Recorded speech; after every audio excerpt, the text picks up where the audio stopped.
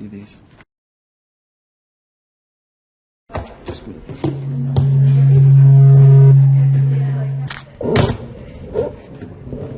you have enough copies of the Jackson contract I gave mine to? Okay, were you ready? Both pieces.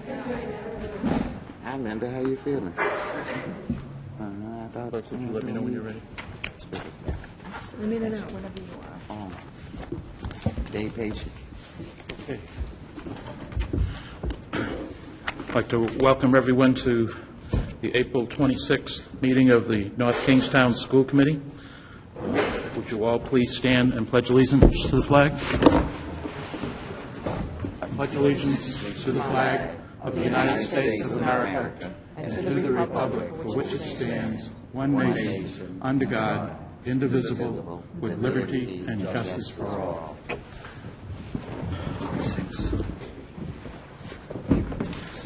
Would the clerk please call the roll? Linda Avanzado. Here. Melvoyd Benson. Here. Larry Cerisi. William Mudge. Kimberly Page. Here. Joe Thompson. Here. Richard Welsh. Here. Julia Held. Student Representative.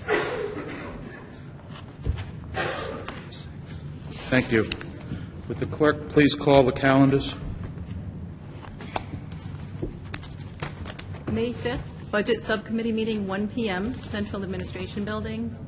May 9th, North Kingstown Goes Fresh, presentation by the Wellness Subcommittee, 6:30 p.m., North Kingstown High School. May 9th, CLAC meeting, 7 p.m., Central Administration Building. May 10th, School Committee Work Session, 7 p.m., High School. May 16th, Policy Sub, 1 p.m., Central Administration Building. May 24th, School Committee Business Meeting, 7 p.m., North Kingstown High School. May 30th, Memorial Day, all schools and offices are closed. Thank you.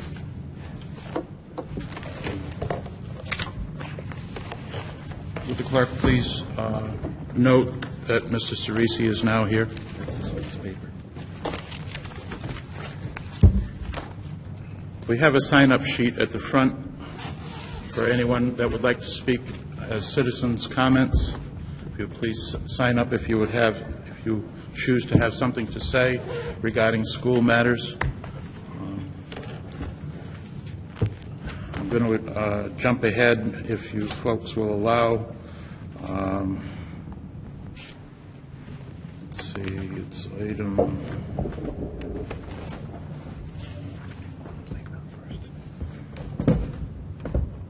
G. What? Dr. Thornton, which item is it? No, it's. Oh, I know you mean. It's on the situation for. Playground? Yeah. Which item is that? Oh, it's Finished business, I think. D, under unfinished business. Oh, okay. Yes, I guess it's the parent regarding the Fishing Cove Playground wanted to have something to say to the school committee, if that person is here. I'm here, but I don't have anything to say until it's discussed. Yeah. If you want, I can start. That would be helpful. Okay, go ahead. We've been working on this for some time in terms of working on the current Fishing Cove Playground and what we can do to make it ADA compliant given the current situation we have.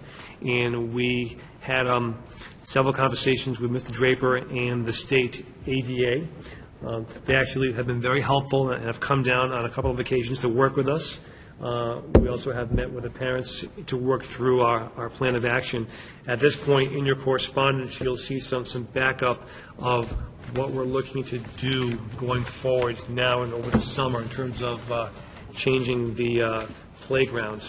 And in conjunction with that, we're also working with the IEP team and the parents in terms of whatever else we may need to do. So I think it's going according to plan right now with what we want to do. Right now, tonight, if you could ask us questions, we're really looking for authorization to take the next step and start going out to see what it'll cost to do the work we want to do. For detail, Mr. Draper, can you kind of paint the picture of what we're talking about for the actual playground itself? Yeah, for the playground itself, we met with the Governor's Commission on Disabilities on 2 separate occasions. On the second occasion, we did an assessment, and They recommended that we change the surface to one that's compliant with ADA. We then have met with a vendor that's experienced in those surfaces. We went through the entire playground, measured it, checked the depth, the soil conditions, et cetera, and he provided us standards that we would need to follow, an application process, which is basically gravel and 3 layers of compacted chips, and some matting he offered as an idea that would also take care of high traffic as well as mobility areas, so that we could provide more access to all the playground equipment. We also changed out one of the swings to meet an accessibility requirement for the swing set. We also have some ideas on how we can limit the cost, which we would use either our own equipment and personnel or maybe some help from Public Works and install the materials that way. Will be a substantial investment. They estimated just on yardage alone for the chips, we're looking at it in the order of $10,000 plus, and then we have some gravel and some matting that we may have to add to that. But that's what we're looking at right now. So what are the next steps we need to take at this point? Right now, we're going to, Buildings and Grounds Supervisor Louis Cahoon's going to put together a bid spec. We're going to take a look at that, and that'll be for the materials. We're also taking a look at the other playgrounds to see about adding materials as needed for wood chips. We got some sand on one of the playgrounds that we want to replace. So we're going to try to do it all at once and order the materials, and then this summer address those projects. Now, this is in complete compliance with state regulations? Yeah, one of the things we would do is once we've got the bid in hand, we know what we're going to get for materials, we'll send something to Governor's Commission on Disabilities and say, here's our plan. And we want to confirm that before we actually go forward and start spending the resources and doing the work. We don't want to install something that they might find needs some correction. I want to make sure in advance. So you're looking for the committee to give you authorization to go ahead and put an RFP out for this? Yeah, it'd just be for materials. Do I have? Do you want a motion then to put an RFP out for? Oh, consensus? I think we need a consensus because it's not really on the agenda for a vote. Is there? Does anyone have any questions? Mrs. Benson. Mr. Draper, are you aware that this kid's been out of playground for an entire school year, if you're going to do it for next year? I'm sorry, what? Are you aware that this student will be out of the use of a playground for the entire school year, if you're making plans to do it next year? Point of order, Mr. Chairman. Yes, Mr. I Cerisi. don't think it's appropriate for the school committee to be discussing a specific child. I didn't call the child's name. Excuse me, Mr. Chairman. Yes, Mr. Cerisi. And I would ask that you defer to legal counsel on that. If the parents want to speak specifically, they're well within their right to, but I don't think it's appropriate for school committee members or the administration to have that conversation.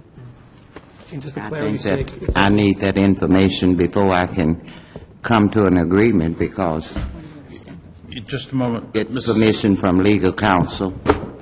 Dr. Thornton. just for clarity's sake, if we go out for an RFP, the actual remodeling construction is not during the school year. We're doing this off time, if you will, July, August. It's not, we do the homework now, do the work this summer. Well, my question would be to you, Dr. Thornton. Were you aware that this child, whomever she is, has been in the system, will be a whole year without the use of a playground or any physical education? I'm not going to comment on a child in open meeting, Mrs. Benson. I didn't call the child's name. I'm trying to get some information before I cast a vote. Mrs. Benson, there's nothing we're voting on tonight. We're just talking about going out to bid for an or getting permission to get an RFP together. So there's no voting taking place. Okay, All you got was an update tonight on what's going to happen. But you can't discuss a child, even I understand that. Even if you don't name the child, if the child could be identifiable through questions that are asked, then you're violating FERPA. So you can't discuss an individual child, even if you don't name the child, if the child could be identified. Well, my next question for you is, will you make a determination on whether this should be a consensus or a vote to go out to RFP? I don't think you need anything, quite frankly. You got an update, the superintendent told you what he's going to do. The RFP would be on the next agenda for you to approve the RFP, so quite frankly, I don't think you need a consensus or a vote tonight. That was what I was asking. Okay, great. Yes, Dr. The Thornton? last piece, aside from the playground, the IEP team and parents will be doing any other accommodations needed. So that's a separate conversation. Okay. All right. Did you have anything that you wanted to add or say?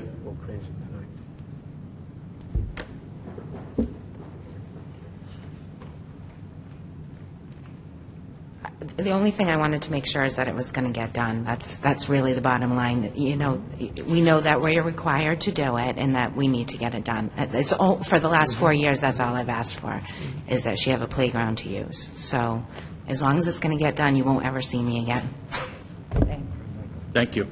Mrs. Avisado? I just want to acknowledge some of the efforts that have gone into this process. It's been a difficult process. The school committee talked about it maybe 5 or 6 times. One thing that most members said, and I know I said, was the ideal would be the rubberized play surface at every single school. But we're just not in a position. I mean, if you stick around for the budget discussion, you'll hear that we're just not in a position. I mean, I'm not directing this at any particular person. I'm just saying I would prefer to do that. And I think that's where the whole committee would like to be, is to do the rubberized surface. That would be ideal. But I just don't think we are. I mean, ideally, you're absolutely right. Every playground in the school district should be done. I'm not here to discuss that. I'm not here to ask you to No. spend the money on that. Just my comment. I'm Right. just making my comment as a school committee member. That's all. So, I mean, and you said to stick around for the budget issue. It's not a budget issue. It's a requirement. It has to be done. So it's not a budget issue. And The rubberized No, surface, with all due respect, I'm just making my comment as a school committee member, and that the rubberized surface, if we surfaced every single school, it is a budget issue. And that's why we can't do that right now. That's what I'm explaining. I'm discussing the rubberized part, not what we've apparently moving forward on in a different direction that hopefully will be good, will work out. so you're just saying that all of them, by right, should be done, but it's a money issue. That's fine. I'm not asking for them all to be done. Thank you.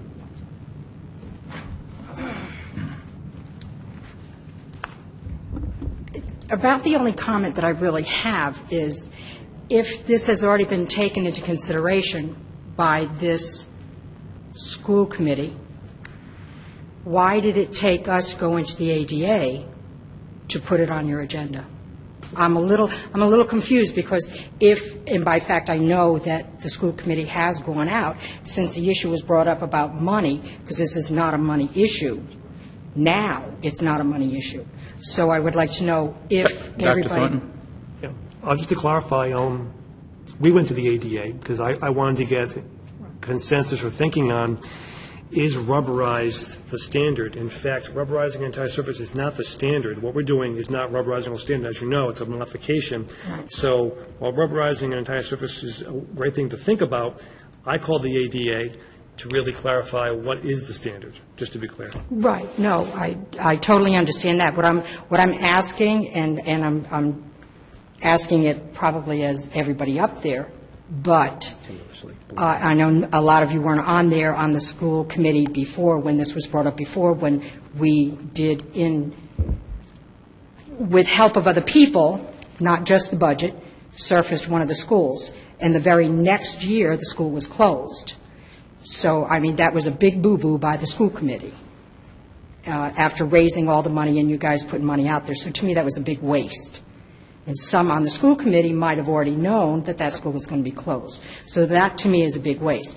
Now, it took us, I understand that Mr. Thornton went to the ADA, but it also took us as a family to go to the ADA to open up the eyes of the school board or the school committee. My question is probably to Mr. Welch, if you went out there and you looked at everything, my understanding at that time, it was, we're not going to do this right now, but it took us going to the ADA to push the ADA, to push the board to go and have it done, which was when the superintendent went to the ADA. So my question was, this has been brought before the school committee for 3 years. It's not just this year. And I know some of you were not on it before. But it was brought up again this year, before we went to the ADA. My question is, why was it taken for us to go to the ADA, for the school committee to come to this, of asking for this to be done, when it's now not a budget issue? It is not a budget issue. It is a matter of law by the ADA or recommendations from the ADA. I resent it as being a person in this town, the way that it's being handled now and the way that it's been handled for the past 3 years. So, but I would like to make that clear, because I know you, Mr. Welch, has gone out there to Fishing Cove. And at that time, it was decided, we're not doing this. So you pushed us to the next step, which was to the ADA. I just want you to know that that was totally understood. I know that for a fact that that's what happened. So it still took us pushing. That's Fine, thank you very much. incorrect. If it's incorrect, how is it incorrect? Mr. Chair, we're not into No, we're- questions and answers no, during no. public comments. Thank you for your comments. Okay. Moving on. Approval of the work session minutes for April 12th. So move. May I have a second? Second. All in favor, say aye. Aye. Opposed? Passes unanimously. Approval of executive session minutes for April 12th. Make a motion to pass the executive session minutes for April 12th. I need a second? Yeah, I know. Why have we jumped over here? Mr. Thompson, you were there at the executive session of April 12th.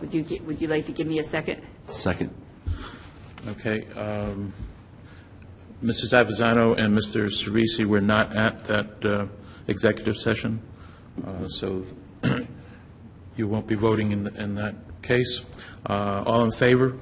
Aye. Aye. And opposed? None? Abstain. Abstain. And, excuse me, Mr. Chairman, for the record, also on the prior vote, seal of executive session minutes from the 26th, I abstained from that vote as well. I should have We abstained. didn't take that vote yet. We Take that vote. skipped. You skipped it? Yeah. Oh, I'm sorry. Mr. Welch, you need to go back to B, executive session, and seal the minutes for I'm tonight's meeting. sorry. I'm sorry. Okay. Skip correspondence too. All right. We'll go back to executive session under B. Seal the executive session minutes for today's executive session. I need a motion. So move. Second. Okay. Any discussion? No? All in favor, say aye. Aye. Aye. Opposed? Opposed.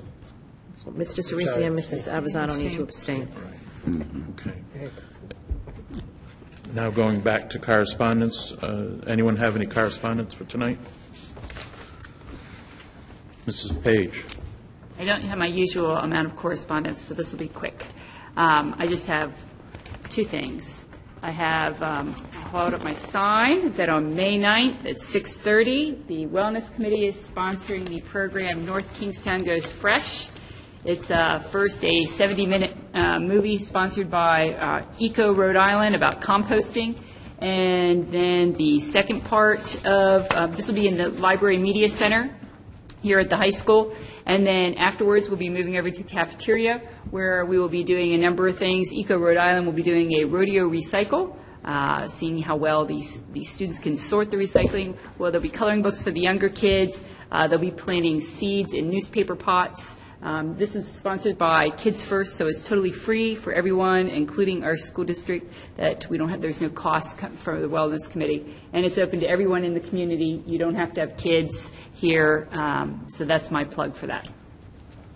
The other thing that I did just want to talk about is the correspondence piece that we received about the Wickford Middle School Science Olympiad. Now, Dr. Thornton, it's my understanding that we do have the money, or Mr. Merkel has the money in his budget, that these kids will be able to go to Wisconsin to be able to... Yes, we worked it out. We're looking at a third, if you will, with 1/3 coming from the school department central budget, 1/3 Mr. Merkel, and 1/3 through fundraising or other means. But we're there. And also in correspondence, you'll see we have 3 quotes in for the travel. So we're already in the process. All right, so we can make sure that these kids are gone, that's not an issue then, right? Correct. Thank you. Is that it? Yes. Okay. Mr. Thompson? Just on that, I was wondering if in the 1/3 of the fundraising part, have we written a letter, or has anyone written a letter to the Raytheon, who sponsored the entire program? Mr. Merkel has called upon Raytheon, Amgen, I think G-Tech. He's making the rounds, if you will. Good. Rotary. Yep. He's working every area. Thank you. Mrs. Benson, did you have something? I was just going to suggest that with Mr. Merkel making all the areas, it would be nice if we got a letter from the administration of the endorsement, that the school department is behind it. And that due to the financial restraints now that we have, that we are not able to, and we would very much like them to give us their assistance. I think that would help. If we sent the letter with them, send a letter to the companies that he had contacted. Do you have a list of the companies that he's contacted? I do not have a list on me. Okay. Well, would it be too much to ask you to get the list of the companies that he's contacted, and we send a letter of endorsement to let them know that we are proud of them, and due to the financial straits of the things within the state, that we would appreciate it if they would help us. A little bit of sugar make the peel go down. I think the fundraising is being coordinated by Dr. Tony Cirillo, because he had called me about this, and that Mr. Merkel had volunteered to do a number of the coordinating efforts, and so then he called me just to see what sort of support he could anticipate from the school department. That was when I had talked to Dr. Thornton, and he had basically said to me about the 1/3, 1/3, 1/3, and so I know that the school department does take personal checks, that if anybody wants to contribute to any of your stipend to the Science Olympiads, and anybody else who is interested, I know that they're coordinating that, and you can either make your check to the North Kingstown School Department, or you can make it to the Wickford Middle School. Okay, thank you for that information. But I still maintain that, to let these be corporate companies, they don't do business like we do. Let them know that the school department is behind it, and that in these financial straits, we cannot finance the entire troop. And we certainly would like to thank them for anything. So can you get that back to the gentleman that's coordinating? I would do that, yes. Okay, thank you. Thank you. Mrs. Avisado? I was just going to suggest if Mr. Marcello had one letter on letterhead and he could bring it with him. When he was, No. I'm sorry. Who is Cirillo? Okay. Who is he, a parent? Yes, he is a parent. I I think a number of years ago, he was a school committee member. Cirillo? Correct. So if a parent wants, if someone in town would like to help the students to go to this program, they would write a check made out to the school department and send it to Wickford Middle School, care of Terry Merkel? They could do that, or they could also give it to Mr. Draper. Okay. Okay. Okay. Anyone else for correspondence? All right, I have one piece of correspondence that everyone has in front of them, Yes. and it's regarding, I would like your consensus opinion on going out for an RFP to audit the school's transportation department. Mrs. Avisado? Yeah, we've talked about this a couple of times, and I think it's a good idea.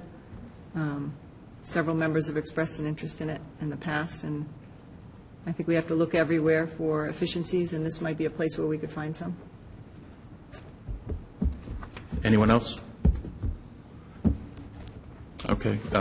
Dr. Thornton, could you, yes, did you have something to say? Just one thought. If we were to operationalize that, I would ask we do it after the fiscal year. Sure. Yeah. But we could go out for the RFP now, so it would be ready for after the fiscal year. Okay. Yes, Mrs. Benson? I would think we would go along with Dr. Vonden's recommendation and don't even work on the RFP until after the fiscal year. Doesn't make any difference when you get it, it's when you put it into effect. Mrs. Benson? Do we, I know it, but we have to dispense funds to get the RFP written, don't we? And I think everything was frozen up until the new budget. We'll have a discussion with the superintendent, see if that's a fiscal problem. Okay, well, I think what he said was better than continuing on with the RFP. I would like to take his recommendation. Okay, thank you. Okay. Next item on the agenda would be the monthly financial update. Here we go. Oh, I'm sorry. Mr. Chairman, at this time, if there's no exemptions for the consent agenda, I'd make a motion to approve tonight's consent agenda. Second. Mr. Thompson? Have we removed anything from the consent agenda? The monthly financial update, C1. The year-to-date budget report, C2. D1, iPads. D2, software. D3, bid to Grogan Marciano.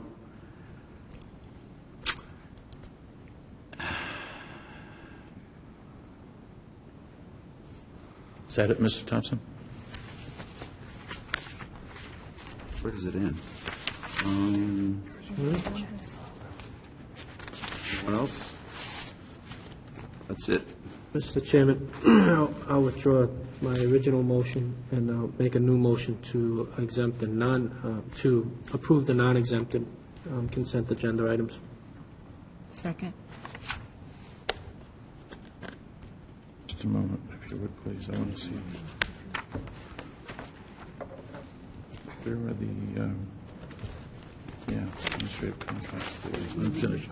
Okay. Is there a second on that motion? There was a second. I second. I'm sorry. Any discussion on the motion? All in favor? Aye. Opposed? Okay. So, Joe, you requested C1?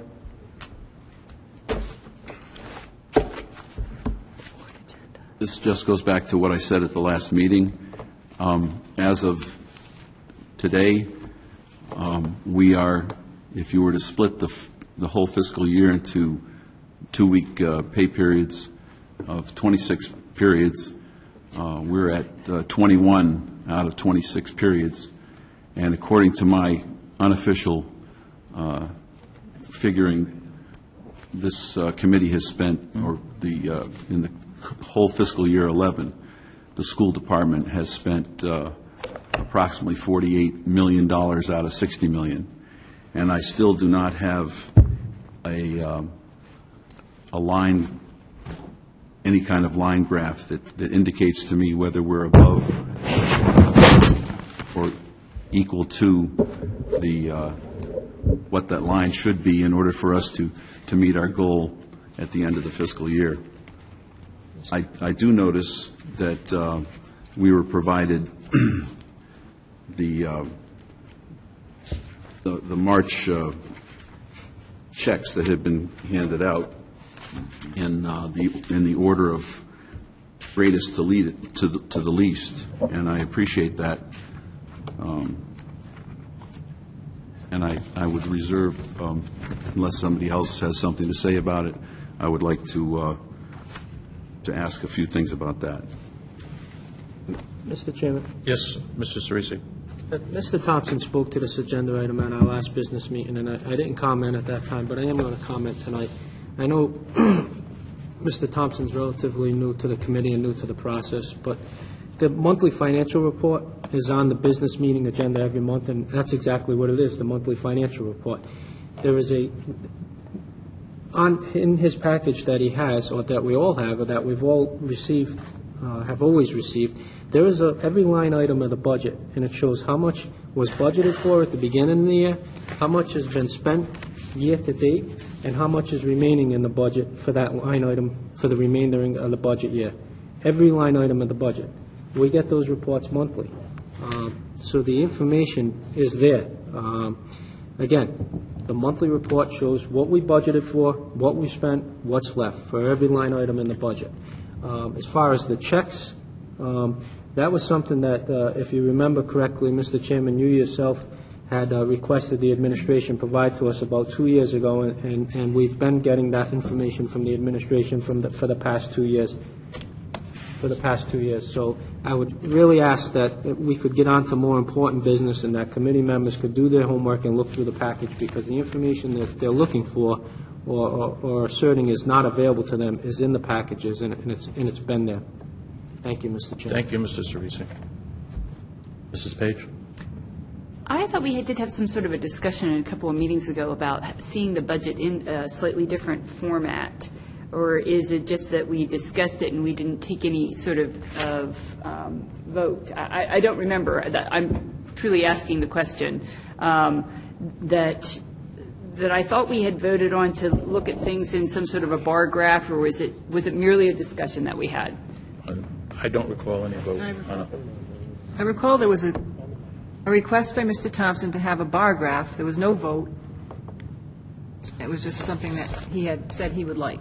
Right, that's correct. And I asked for a line graph, actually, so that we would see the line going from the beginning of the year to the end of the year, and then we would see the actual position that we're at the current meeting, so we would know whether we're overspent or underspent or on target. And that's the same thing I just asked for now. That's all. Go ahead, Dr. You want some clarity of where we are right now? That's obviously the question. As you know, we put a freeze down in the winter. And I think this year, for the first time, we had to do even more tighter measures this spring. Having said all of that, I believe if we continue to be very frugal, we will finish right to the wire and hopefully be black. But it's that close right now.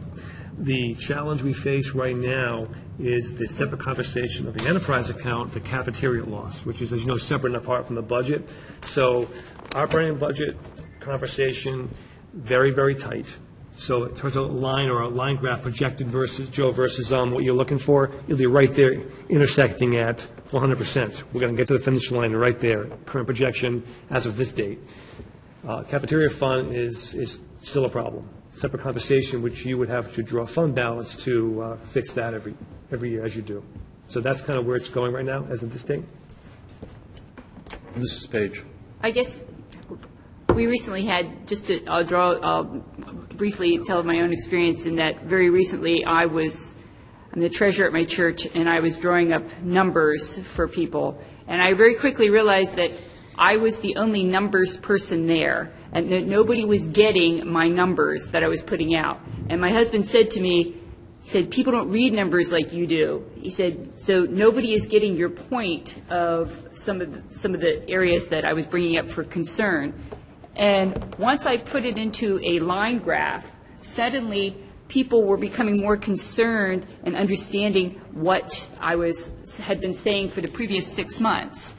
Not that we are in the same sort of situation that I'm speaking of, but I do realize that the picture, as they say, is worth 1,000 words. And so it would be handy if sometimes we could get if we could get just of our overall budget picture in some sort of a line or a bar graph. Is that something that is easily done? I mean, I know how Excel does that, but is that something that we can convert to? I'll defer to Mr. Draper. With all the lines we have, I can't speak for his office. If you're looking for something that corresponds to the monthly deficit report, which is up towards the front of the packet in the financials right after the monthly financial update that's by section, immediately after that is the deficit report. I could try to do something like that, try a couple different graphs with Dr. Thornton and whichever members are available, and maybe take a look at a couple of different formats. You know, I want to say that Dr. Thornton has made himself available on request 3 o'clock on Monday afternoon of the week of a meeting to answer these questions. So if being a new person on the committee, Joe, it would help to have a little extra guidance on this, then I'm sure that Dr. Thornton and Mr. Draper would be more than happy to work with you on that. Thank you. I appreciate that, and also Larry's comments to the same subject. And sometimes when I ask questions, it's because when I ran for this slot, I told people that I was going to ask a lot of questions. You know, if I go into the school committee and sit down in private behind the door and get the answers so that I'm satisfied, perhaps there are other people who are out in the community who would like to know the answers to the same questions that I had. So I'm not going to stop asking questions just because other members of the committee keep trying to get me to stop asking questions. So that's all I have to say. I'm going to keep asking questions as long as I'm on this school committee, and it's going to be for another 3.5 years. Thank you. Mrs. Benson. I just wanted to say that in answer to Mr. Cerise's thing, that I did look through the monthly report, and we were told if we had any questions, and I must congratulate Mr. Draper. I saw several that I flagged after the packet came to my house Friday, and I had studied it Saturday during the rainy period when there was no Easter egg hunt, and I called him, and he gave me the proper information. So we are reading our packets, but to give you an example of one thing, when I read it, the monthly debit report, I went through it, and I saw where we had 15 different checks for Narragansett Electric. And of course, after stopping and thinking about it, I said, oh, we have the poles to pay for, the 5 schools' electricity.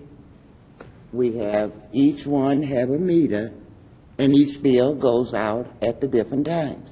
But that was my opening up to that. But I don't think you should limit people from asking things about that. And I was very well satisfied, and I read it. So, you know, who would think if you got a monthly report and you see Narragansett Electric 15 times on there, the first thing you'd think about was, why so many bills for Narragansett Electric? But then I thought, there's poles and a meter for the football field. I'm going to finish, so you laugh all you want. Poles and meters for the football field, poles and meters for the parking lot, poles and meters for each school, pole and a meter over at Wickford. So you get those 15 bills. And one thing I noticed about it, some of the bills were paid on the same date, the 24th. Maybe that's when the bills came in. So we're here. If we don't understand it, I don't think we should be condemned for asking a question. We wasn't in your position, Mr. Cerisi. You were chairman, which made you privy to more information, but we need to know these things so that we can do right with the public. Because after all, we are a public, we are operated by taxpayers. The town, the state, and the federal government. So I got the answers I needed rather than asking them in the meeting. And Kim was right. People can understand better. Yes, Mrs. Cerisi. Mrs. Avisado. Okay. I don't want to belabor the point. I don't want to be antagonistic, but I think we have been going over things in excruciating detail. And there's nothing wrong with asking a lot of questions. There's no one at this table that doesn't ask a lot of questions. We all have put the superintendent and the administration through many, many, many questions, as well we should. We represent the taxpayers and the students and the citizens. However, the information that Mr. Thompson's asking for is right there, the amount that we're spending, the amount budgeted, the amount left over. I mean, I don't think that unless the committee votes to do it, we need to go through the extraordinary measures of having Mr. Draper prepare a bar graph every single month. They're trying to run a school district. We have to keep that in mind. There's a lot of minutia going on, and it's appropriate that we ask questions, but it gets overboard, it gets burdensome to the administration, and we have to keep that in mind. The information is here, to the penny. Every line item of the budget is right in our packet, what has been budgeted, spent, and left over. So the information is here, and that's all I have to say. Thank you. Thank you. Just a moment, Mrs. Page. Mr. Thompson, I just want to clarify something because I think Mrs. Benson has misunderstood what I was trying to say. On more than one occasion, when I was first on the school committee, I asked questions, and then, in order to get the answers that, like you want, and I have said to Mr. Draper or to the superintendent, I will be asking this question at the table because I think the public should know the answer. So please be prepared to answer my question on this subject. I'm not asking you not to ask questions, and I'm not asking you not to make sure that the public is aware. But there's information that you can get to satisfy your needs so that you can ask the question here and let them know you're going to ask that question, you expect the same answer, so the public has that. That's all. Mrs. Page. I make a motion that we approve the monthly financial update. Second. All in favor, say aye. Aye. Opposed? I lost my thing. Okay. Are there any year-to-date budget reports I need to go over? Joe, isn't that something that you... I may be in the wrong place on this one, but I'm going to ask another question. Thank you, Mr. Draper, very much for spinning out the entire monthly checkbook, as it were, from top to bottom. Because, to me, this is a much better way of seeing what we're spending, because you look at it right at the top and you say, oh my gosh, we just made a check out for $103,110.50 to the Coventry Public Schools.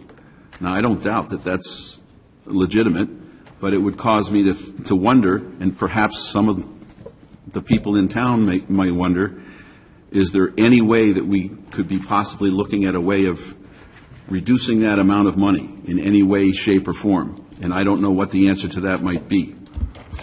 I'm referring to packet page 38, by the way. Dr. Thornton? Wait a minute. I'm not finished. I have the answer for you if you want the answer. I'll get to the end and I'll stop.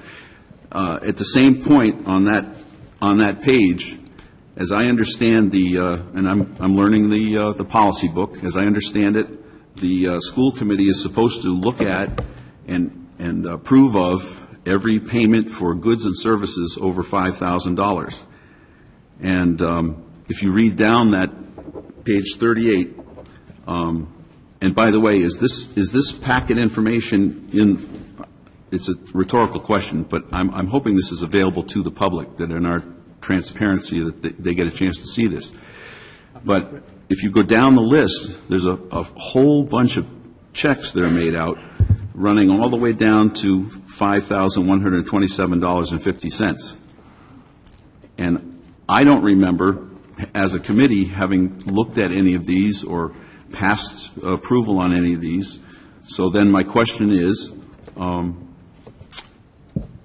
why not? That's all I have to say on that one. Mr. Thornton? Thank you. For the first item, I don't have it in front of me, but it sounds familiar to me. It sounds like vocational education. We send kids to Coventry. That's a fixed price. We pay the bill. As far as any items over $5,000, if you want to pull them, we can come back next meeting with the answer for you. Well, but some of these are energy services and. Yeah, I mean, things like Constellation Energy, I'll give you an item, Joe, what it is. The 5,123, do you have the topic? I can shed some light on some of the items right off the top of my head. I know, for instance, Looks like oil here, 5127 is an oil payment. Delta Dental is our insurance coverage.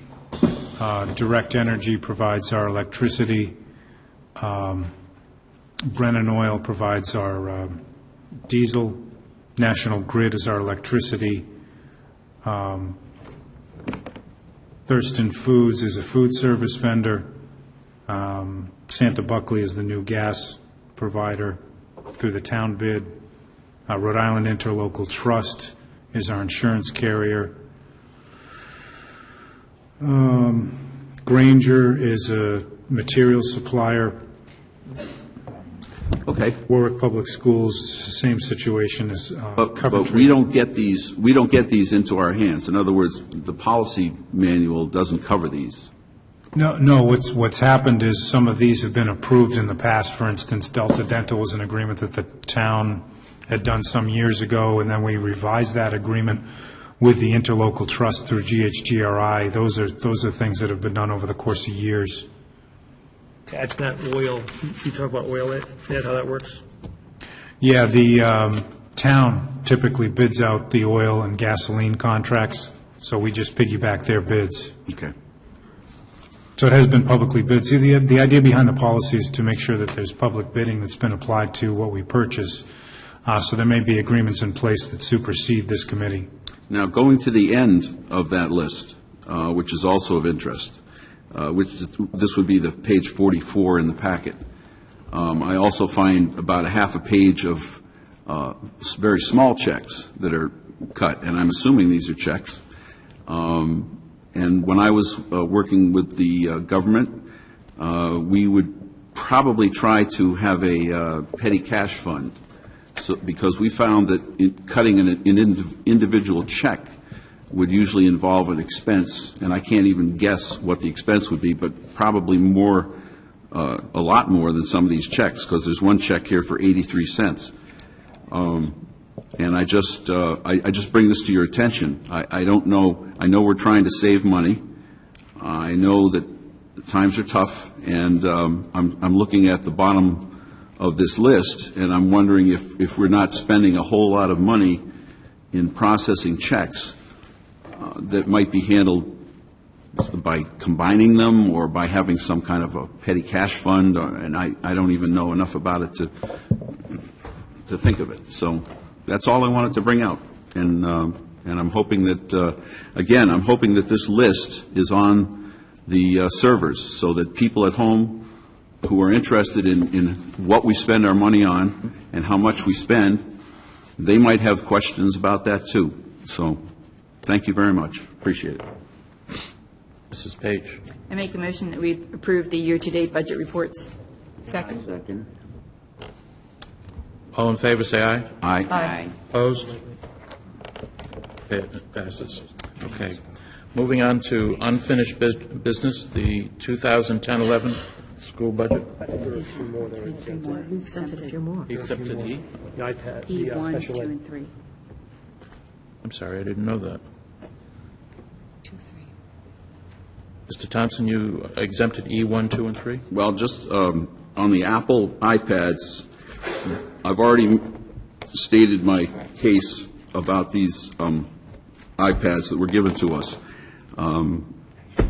I went out and bought myself a Toshiba PC for 1/2 the price, and it has 4 times the memory or the storage, and it's also very useful in many ways to me that this one isn't.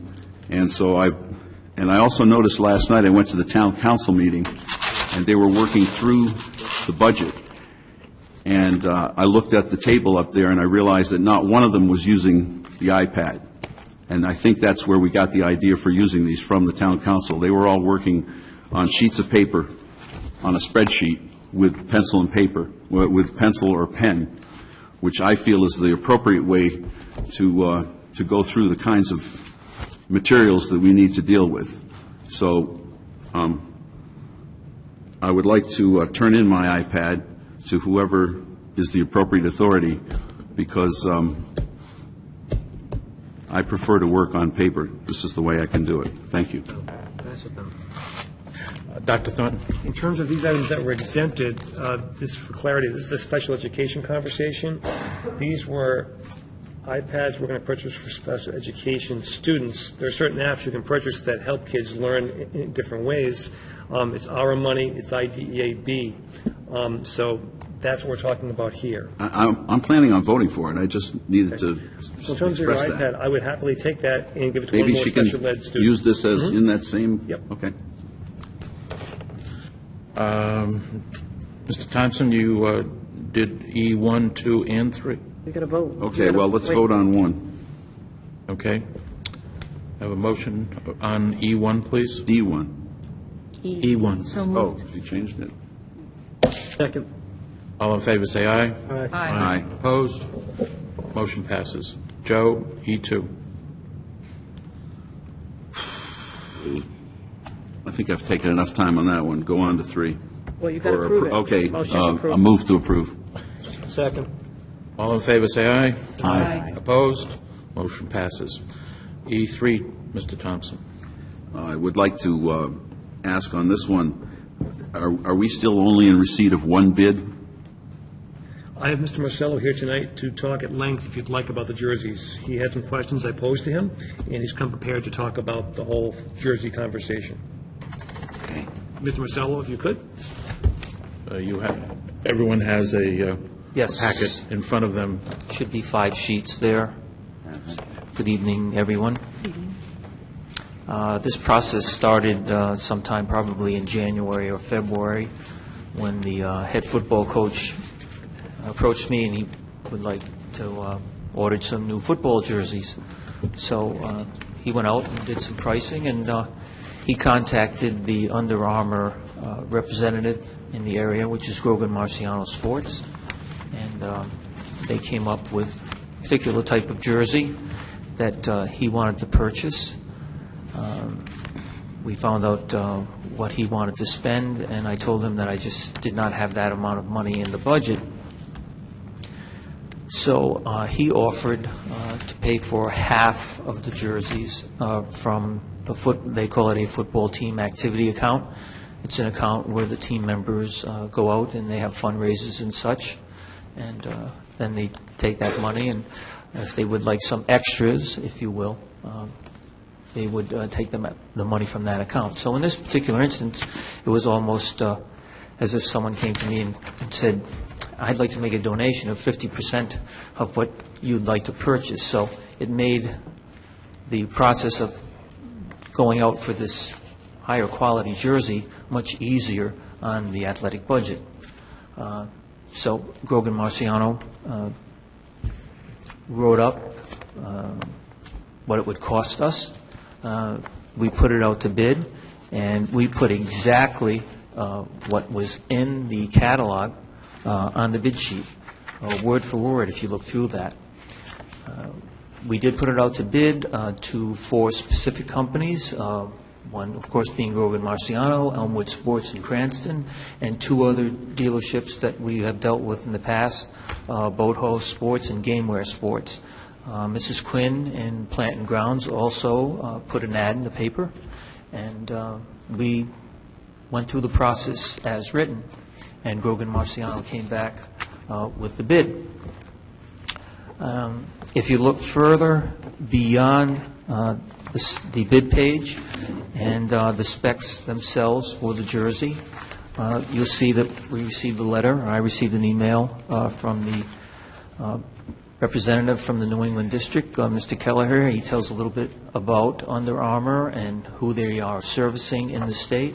He talks a little bit about Grogan Marciano as a distributor, and if you read through that, you can see that we certainly aren't the only school in the state of Rhode Island who purchases Under Armour products. There are several schools that do the same.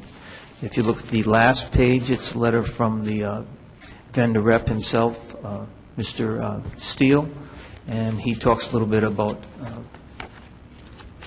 the different schools that he services.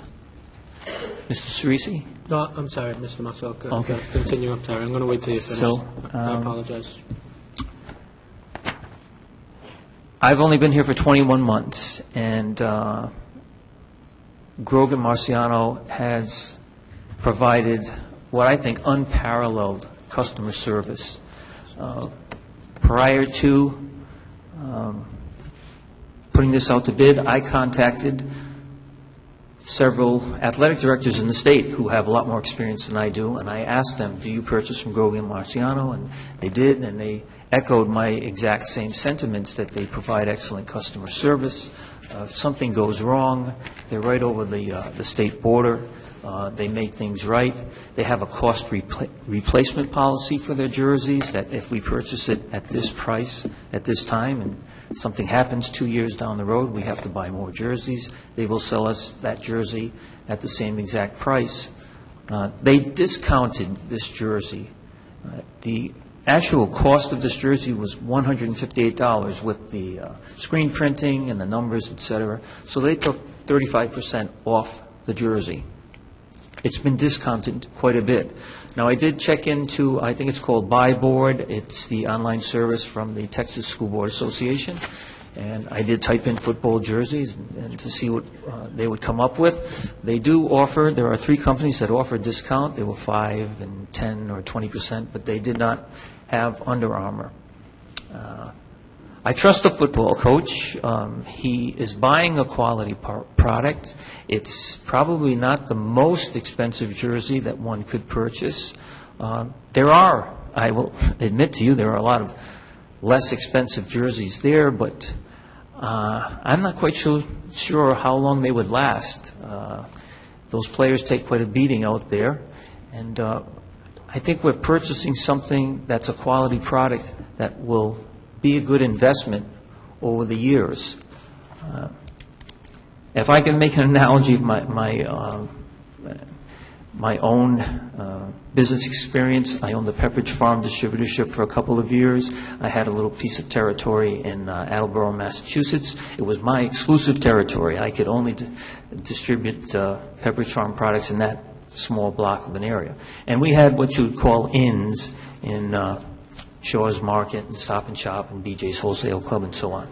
But in order for me to drum up some more business, on my day off I would load up my truck with products, and I would stop along Route 1 at various mom-and-pop stores, if you will, or the CVS and the Walgreens and so on, and try to drum up business. And if I walked in and I was trying to sell to a deli certain bread products, they would tell me, well, I got a better deal from Arnold. Well, I would tell them, I'll meet your price and make it a little bit better. That's what Grogan Marciano has done to us. They deliver to the door. They make good on anything that might go wrong. You have trusted me with X amount of dollars in the athletic budget, and I think I have spent wisely. Now, with all that said about Grogan Marciano, they do not have carte blanche here at the high school.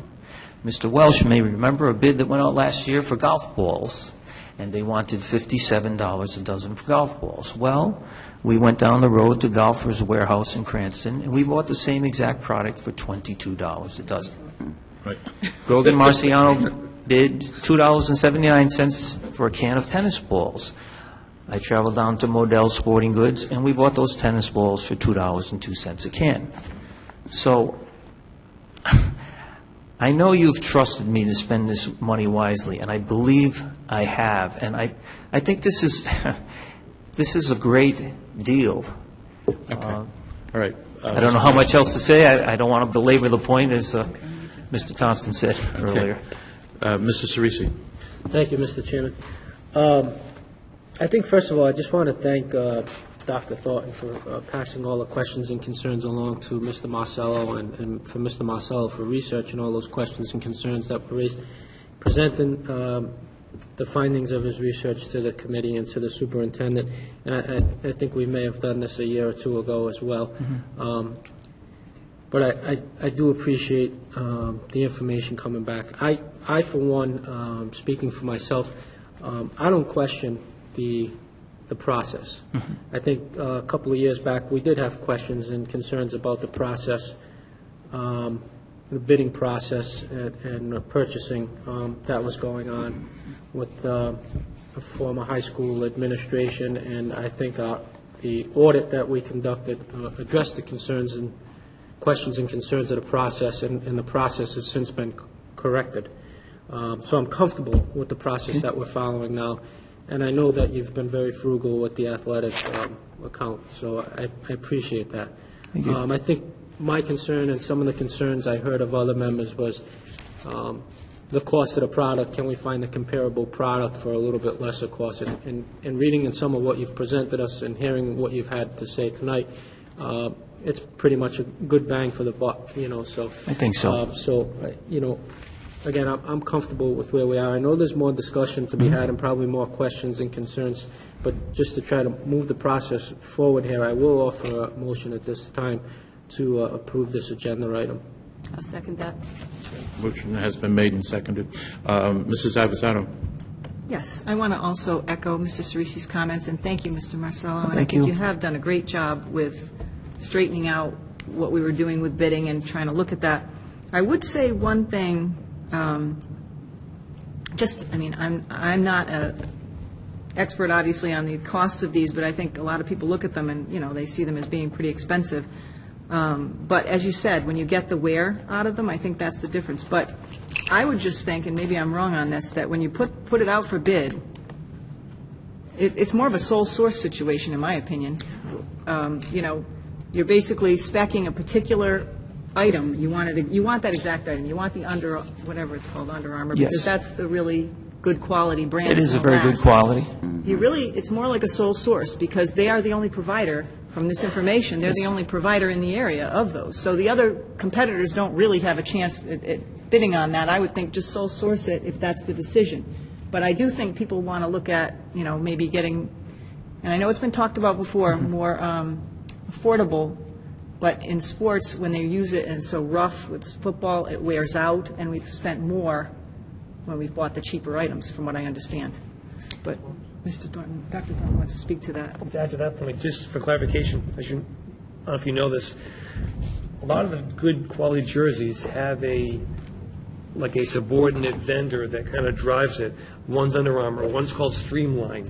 So a lot of districts run Streamline, they run Under Armour. So I just wonder if we get into the area of telling them, don't do ones that maybe only have a couple vendors, are we telling the coaches which books to look in to buy the stuff? So I get nervous about that. It seems to me the coach is the one saying what he wants. So if we put it out I like an agree. open bid, and it's not really an open bid, we want a certain product, we should say that. That's all I'm saying. You can get in problems when bidding when you have it very specifically Right, but I'm saying, described, I'll get 5 books in. Do we want to start looking at the books they're getting, whether it's a pole vault, a javelin, a shot put, whether it's MF for track equipment I used to buy? I just wonder if we want to start doing that level of detail and looking at which vendors. No, it's up to the coach, but the bidding process is up to us. Mrs. Benson, did you have a question? Yes, I did. Thank you for coming. You're welcome. And had a few of those pages been in the had been in our packet, I don't think you would have received any of these things, because, like you mentioned about something about how you went out and got the golf balls. Yes. The name Marciano quickly flashed due to past events. And they are the only distributor. Of this particular product, yes. Yes, they have the franchise. It's not like Pepsi-Cola selling Coca-Cola. They both stick to their product. So that was some of the questions, but I'm glad to hear that the football activity fund is taking up the rest. And I leave it to you to decide whether you think it's the best. Well, I do. Again, I don't know about the sole source. Yes, they are the only distributor of this product locally. But I trust the football coach, too. He's been in the business for quite a while, and I think he can distinguish between looking at a catalog and saying to me, let's buy this $50 jersey, and then 2 years down the road, they are just ripped to shreds, and now I'm faced with spending another $2,500 or $3,000 or $3,500. So, again, I put my trust in him. to pick out a quality product. And you're right, it is specific, but this is the product that he wanted to purchase. Again, he did offer to pay 50% of it, so, I mean, bottom line, I think we're spending the money wisely on the product. I like your attitude about it. You have faith in your employees, because when it comes to the bottom line, you're the man that's going to be responsible. I'm responsible, yes, and And I will that's take why the I heat. said that had we had a few of those pictures that you had and so forth, because readily I thought about the discussion between activity funds and football funds. And the one question I want to ask, and I'm pleased with what you said, was this particular money raised specifically by the parents of the football team or the football team? Well, we have a football player sitting right here, and he could correct me if I'm wrong, but I believe it was in the fall that they have what they call gold card sales, and every member of that team gets out there and they sell these gold cards, which is you get a certain discount at local businesses here in the town or throughout the state. So they, the team themselves, or the individual members, they did quite a bit of legwork in order to raise this money and to put it in that fund. And they're the ones who are putting in the effort from August, when it's 90 degrees out there, into November, when it's cold. And I believe the team should reap part of the benefits, seeing that they're doing a lot of the hard work there. I'm a football fan, and I'm for you having the best. I guess I'm one of the few women that pay special attention to football. And but that was one of the questions, and like I said, had we had what you showed us in your packet, it probably wouldn't have been the questions that we had to ask. Okay. But due to past circumstances, Understood.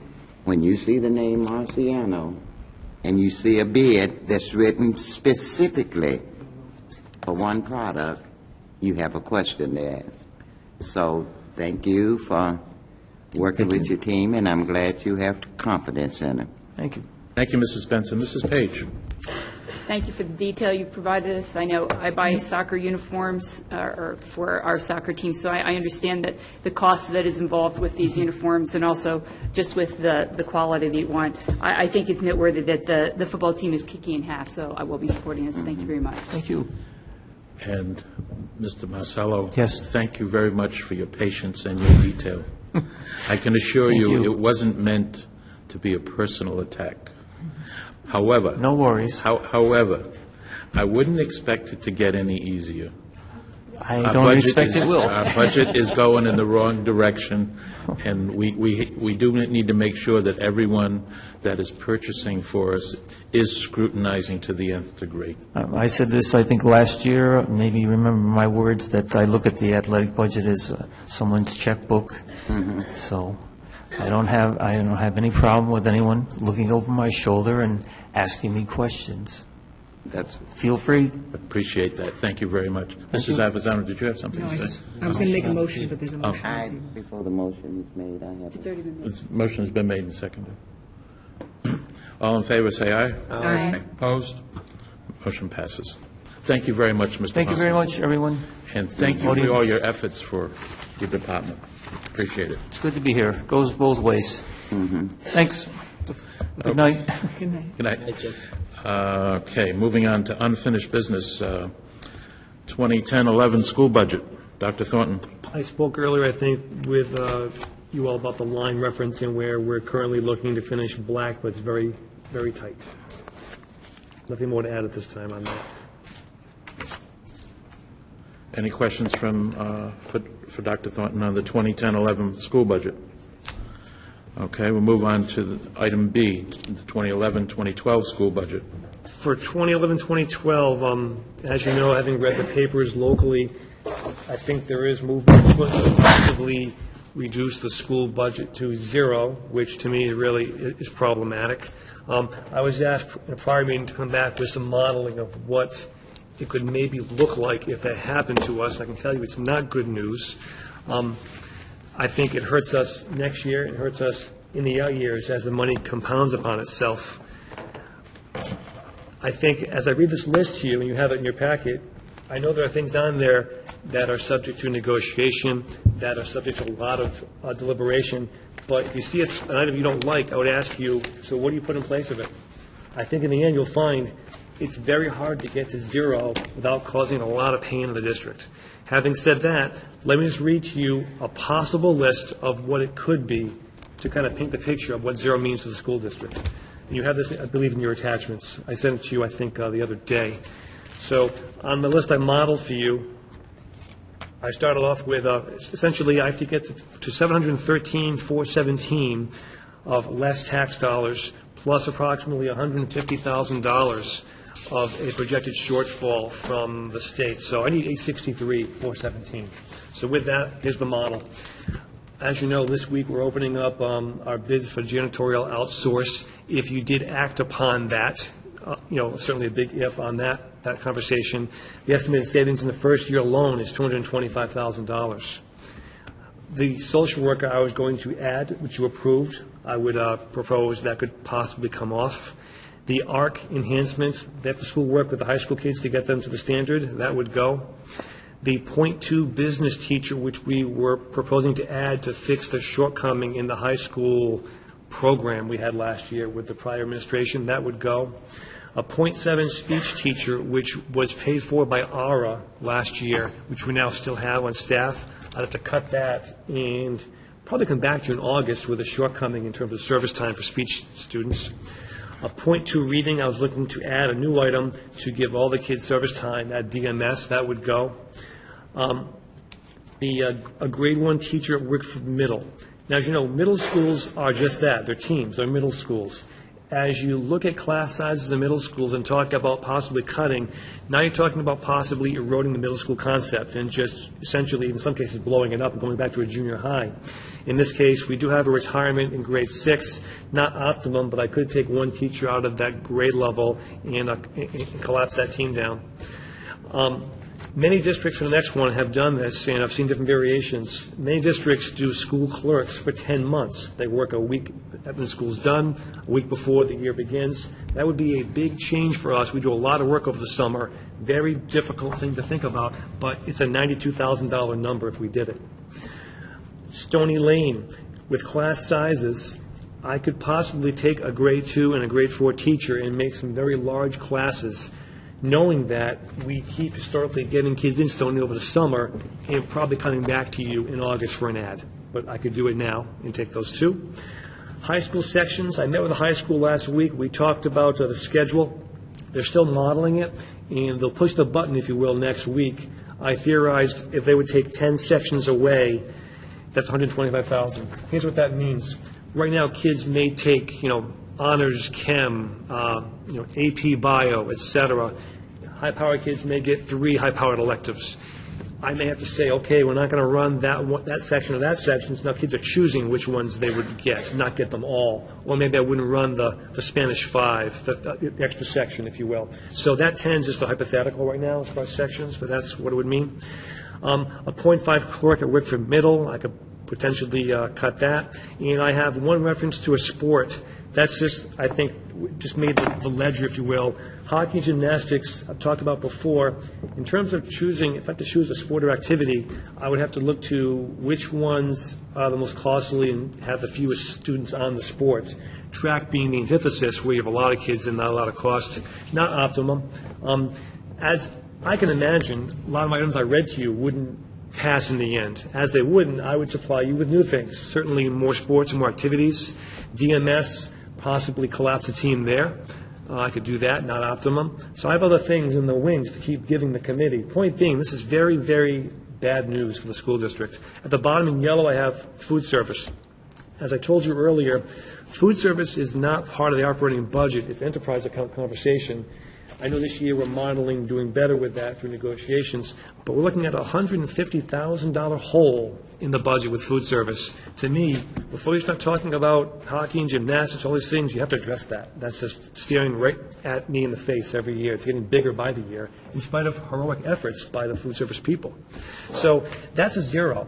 It's not pretty, and I know there'll be things that will get a lot of pushback, and to that, I'll just say, give me something else in the budget, give me the line in the page to equal 0, and I'll gladly look at it. Thank you, Doctor. I want to say that at the town council meeting last evening, it was made very clear by President Dolan that we should not expect the $713,000 that we asked for in our budget. We should expect 0. That, along with the $150,000 projected shortage in state aid, we're looking to make up $861,000. We've already said that we're going to take out of our fund balance, what is it, 1.1 something million? 1.1 model right now, leaving us with 900, give or take. And, having that $900,000 around is kind of a security blanket to cover emergencies and some other things that could happen. Last September, we ended up adding 4 teachers because we had to because of enrollment. You spend all of the fund balance, you don't have that money to fall back on. And you can't create a budget that exceeds the contract limits for class sizes, et cetera. So I just wanted to make that statement before you all started commenting on this list, so you understand that the town council realistically has already said expect a 0. Yes, Mrs. Avanzato.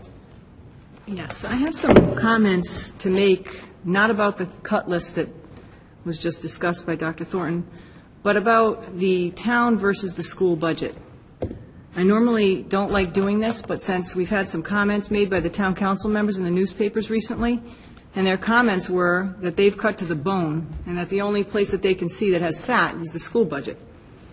I guess it was in the Northeast Independent, in an article, Councilman Brennan, said he thinks the town budget is pretty lean. I think if there's going to be any cutting, it's going to be on the school side.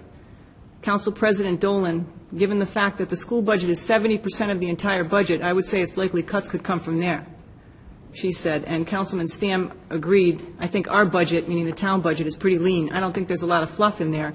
If there's any cutting to be done, it's on the school side. Now, again, I don't tend to like to do this, but I don't know if they're reading their budget, because they need to do that, because I have read the budget.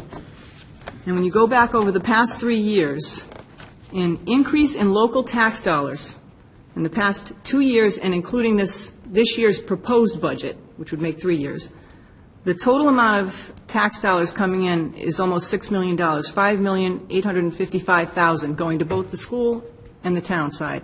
The schools got $1.4 million of that, $1,400,000, and the town got $4,400,000. That's a 75-25 split, approximately, where the town took 75% of the tax money. But understand that, as Councilman Dolan said, we have 67% of the obligations. Our budget is the larger budget, and they're taking, again, a lion's share of the revenue. This is becoming a major problem, and schools are going to suffer because of it. I mean, it can't keep going on like that. We've already taken a 0 1 year. We've done our best. We've done a lot of good things to cut the budget in a responsible way and still preserve programs. I have to tell you, I look at the town side, and sometimes I don't see the same effort. Again, I wouldn't even be commenting on this if they hadn't said that the fat is in the school budget. We put into place an early retirement incentive that brought almost $50,000 for each teacher that retired. Everyone knows what we did with our contract. I don't really know what the town did with their contract, because other than put letters in the newspaper about the teachers, they really didn't address publicly very much about the police and fire contract at all. And I don't think they got the kind of concessions that we did in our contract negotiations. And there are many, many other things, including freezing salaries of our employees when the same was not done on the town side. So I just find their comments to be baffling and troubling. And parents, especially of younger children, should start paying attention, because these schools are going to start suffering. And I have to say, these are the same individuals, some of them, that sat here with $2 million increases year after year after year under Superintendent Halley, with bloated budgets, with all kinds, talk about fat in the budget. And now we actually are lean. So I'm going to reserve any further comment and wait and see what other people have to say. Thank you. Does anyone else have any comments? Mrs. Page. Dr. Thornton, I saw your list of proposals, and I don't have too much to argue with you on those. I guess my question would be, I noticed that you're mainly cutting most of the things you've added. So A lot of the ads were cut. The only ads I couldn't cut, the Aspen system, the new system, the stuff we have to operationalize. Aside from that, pretty much the ads went, yes. on the list that you have there, and I don't believe that I heard you say this, did you specifically name 2 sports that Yeah, at the bottom, the last reference was, if you go for a sport, for Title IX purposes, you have to go a girl and a boy, one of each. In looking at it last year, Mr. Marcello, in terms of cost per student, hockey and gymnastics come out the most expensive. So that's where I'd start. would it be any way that we could, instead of specifically stating that we cut those 2 sports, that we could take $35,000 out of the athletic budget and let them figure out how to redistribute, or do you want to specifically say that these are the sports that aren't going to be? I mean, this is only my first blush at it. I'm open to all kinds of conversations on it. To me, I just want, if I have to get to 863, I have to get there, open to all kinds of conversations. Some districts model cutting all JV programs and keeping varsity, or cutting all freshmen. We had that conversation last year. You know, there are all kinds of ways to get there. Happy to talk about it. Because then my other thought was that, and I know I asked you this previously, that if these sports came back and they asked us if they could self-fund, would we still continue them? Yes, we have done that in the past.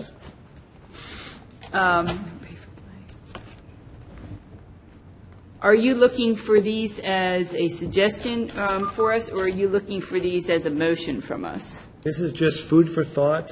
Okay. I've been reading the paper. You know, I think I'm not encouraged by what I'm hearing. I wanted the community to be prepared for what it could look like. This is just one sample. It could look very different than this list.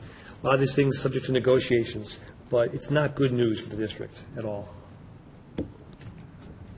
Mr. Cerisi. Thank you, Mr. Chairman.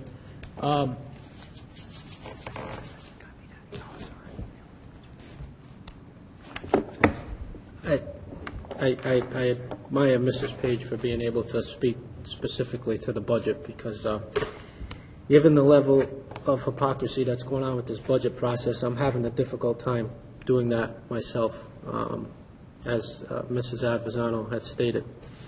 You know, this is my 5th year,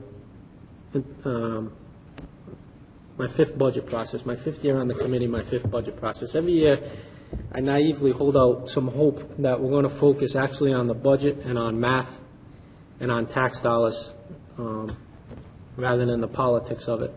And it never seems to fail, but every year I'm disappointed, as the budget's really not about math and whatnot in the budget. It's more about politics. Given the fact, as Mrs. Advisano stated, property taxes, your local property taxes are going up.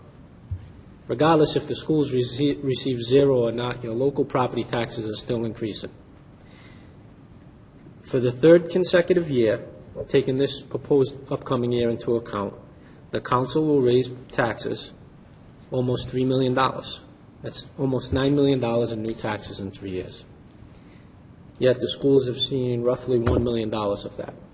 So don't be fooled into thinking, if the schools get 0, my property taxes aren't going to go up. Not true. Your property taxes are still going up. As was stated earlier, we had Council Member Houston sat on this school committee for 2 years under Dr. Halley and routinely voted yes for $2 million budget increases, local tax increases, your property taxes. And Council President Dolan voted yes on those budgets as well, to approve those proposed school department budgets. Now they have this newfound conservatism all of a sudden, and welcome to the party. I'm glad. Freezing pays was mentioned. We have frozen pays on the school side. We're looking at freezing pays for some school employees for the 2nd time. Pays have not been frozen yet on the town side. You'll hear them say they have, that they've received step increases or longevities or COLAs, call it whatever you want. People are bringing home more money this year than they were last year. Their pays were not frozen. And I would challenge the council and the town manager produce the W-2 forms from those employees. I guarantee you that the ones from this year are higher than they were last year. They earned more this year than they did last year. They did not freeze their pays. If I'm wrong, on camera, I will gladly resign from this committee on the spot. I guarantee you that. And I guarantee you those W-2s will not be produced. It's a hypocrisy what's going on here. We're talking about state aid cuts. Yes, sure, the town has received cuts in state aid that they're receiving to the municipal budget. The idea of that cut in state aid to the municipal cities and towns is that you ought to cut your budget, not go ask your local taxpayers for more tax dollars, more property tax dollars. It's to cut your own budget. We've done that. That hasn't been done yet. On a personal level, for me personally, I will say, freeze taxes, great. You'll save me a few bucks on my property taxes. That's all well and good. You know, the services that my son receives are governed by state and federal regulations. You're not hurting me on a personal level. But on the level of the students and the parents and the staff that we're in charge to represent in the school district, you are inflicting some losses to them. And that's who I'm here to represent, not myself. For the press, the local press, I know you're writing for a small-town local newspaper. You're not writing for the Wall Street Journal, and you're not writing for the New York Times. But I would encourage you to ask some questions, because you're quoting, don't believe me, don't believe the superintendent, don't believe anyone that sits up here, or don't believe anyone that sits up there on the town council. Do the legwork. Ask for some documents, because you're putting facts and figures in the paper that aren't even in the ballpark to being right. And I don't blame you personally. You're just quoting what people are saying at the table. Ask for the documentation to back it up. One of the local papers recently quoted the town manager as saying they reduced FTEs by 40-something. He's about 30-some-odd FTEs off base. Take a look at the town audit. The information's right there. It's not rocket scientists. It's not confidential information. You have an obligation to provide accurate information to the community, not just recite rhetoric. Thank you. Thank you, Mr. Cerisi. Anyone else have any comments? Mrs. Benson?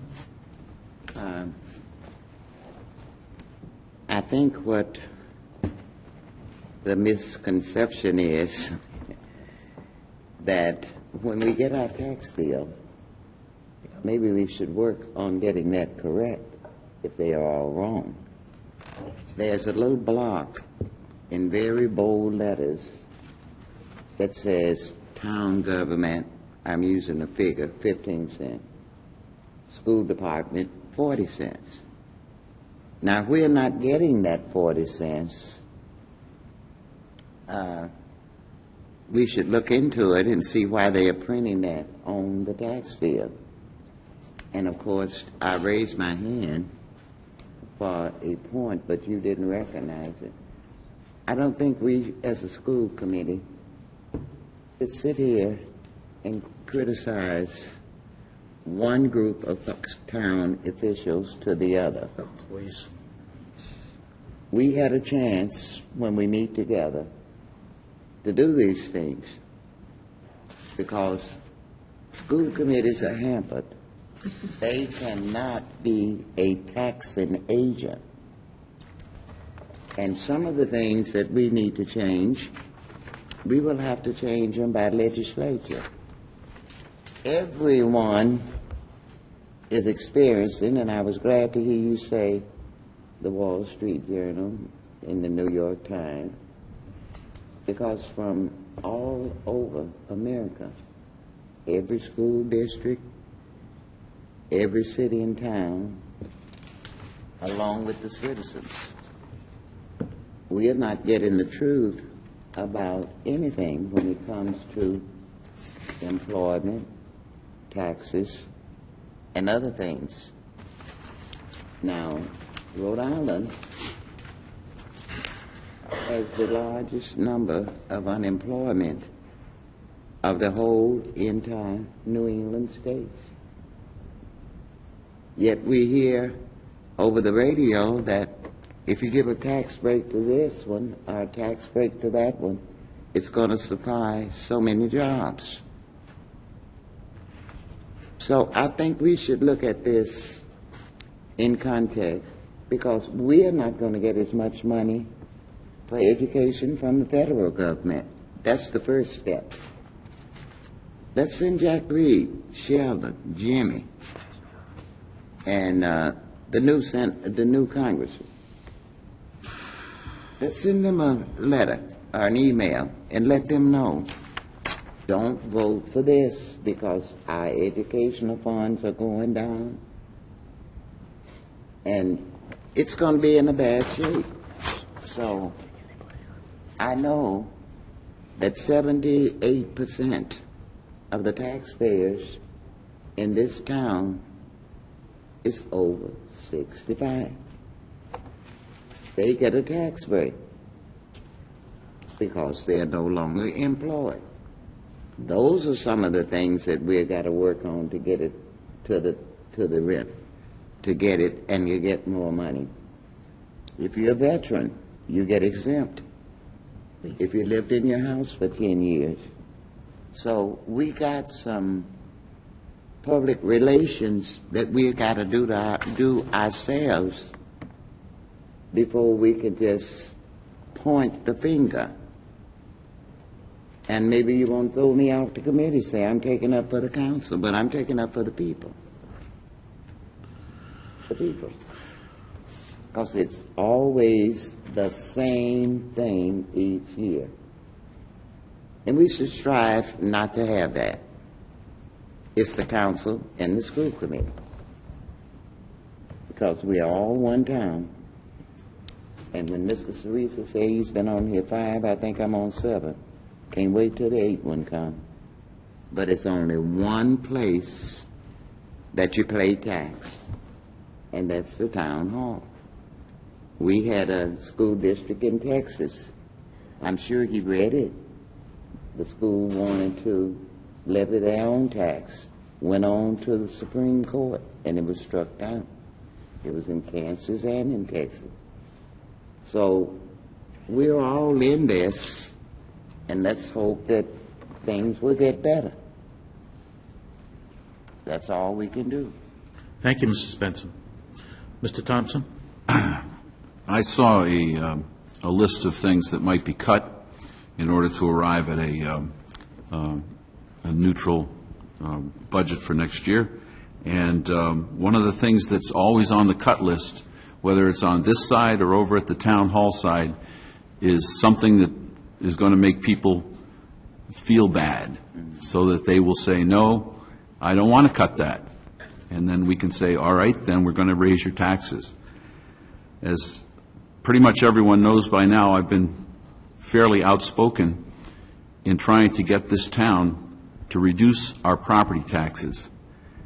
And my purpose for doing that is because I've been very upset about the fact that our children are leaving this town and are not coming back. They leave our good schools, they go off to 4 years of college, and then they don't come back to North Kingstown.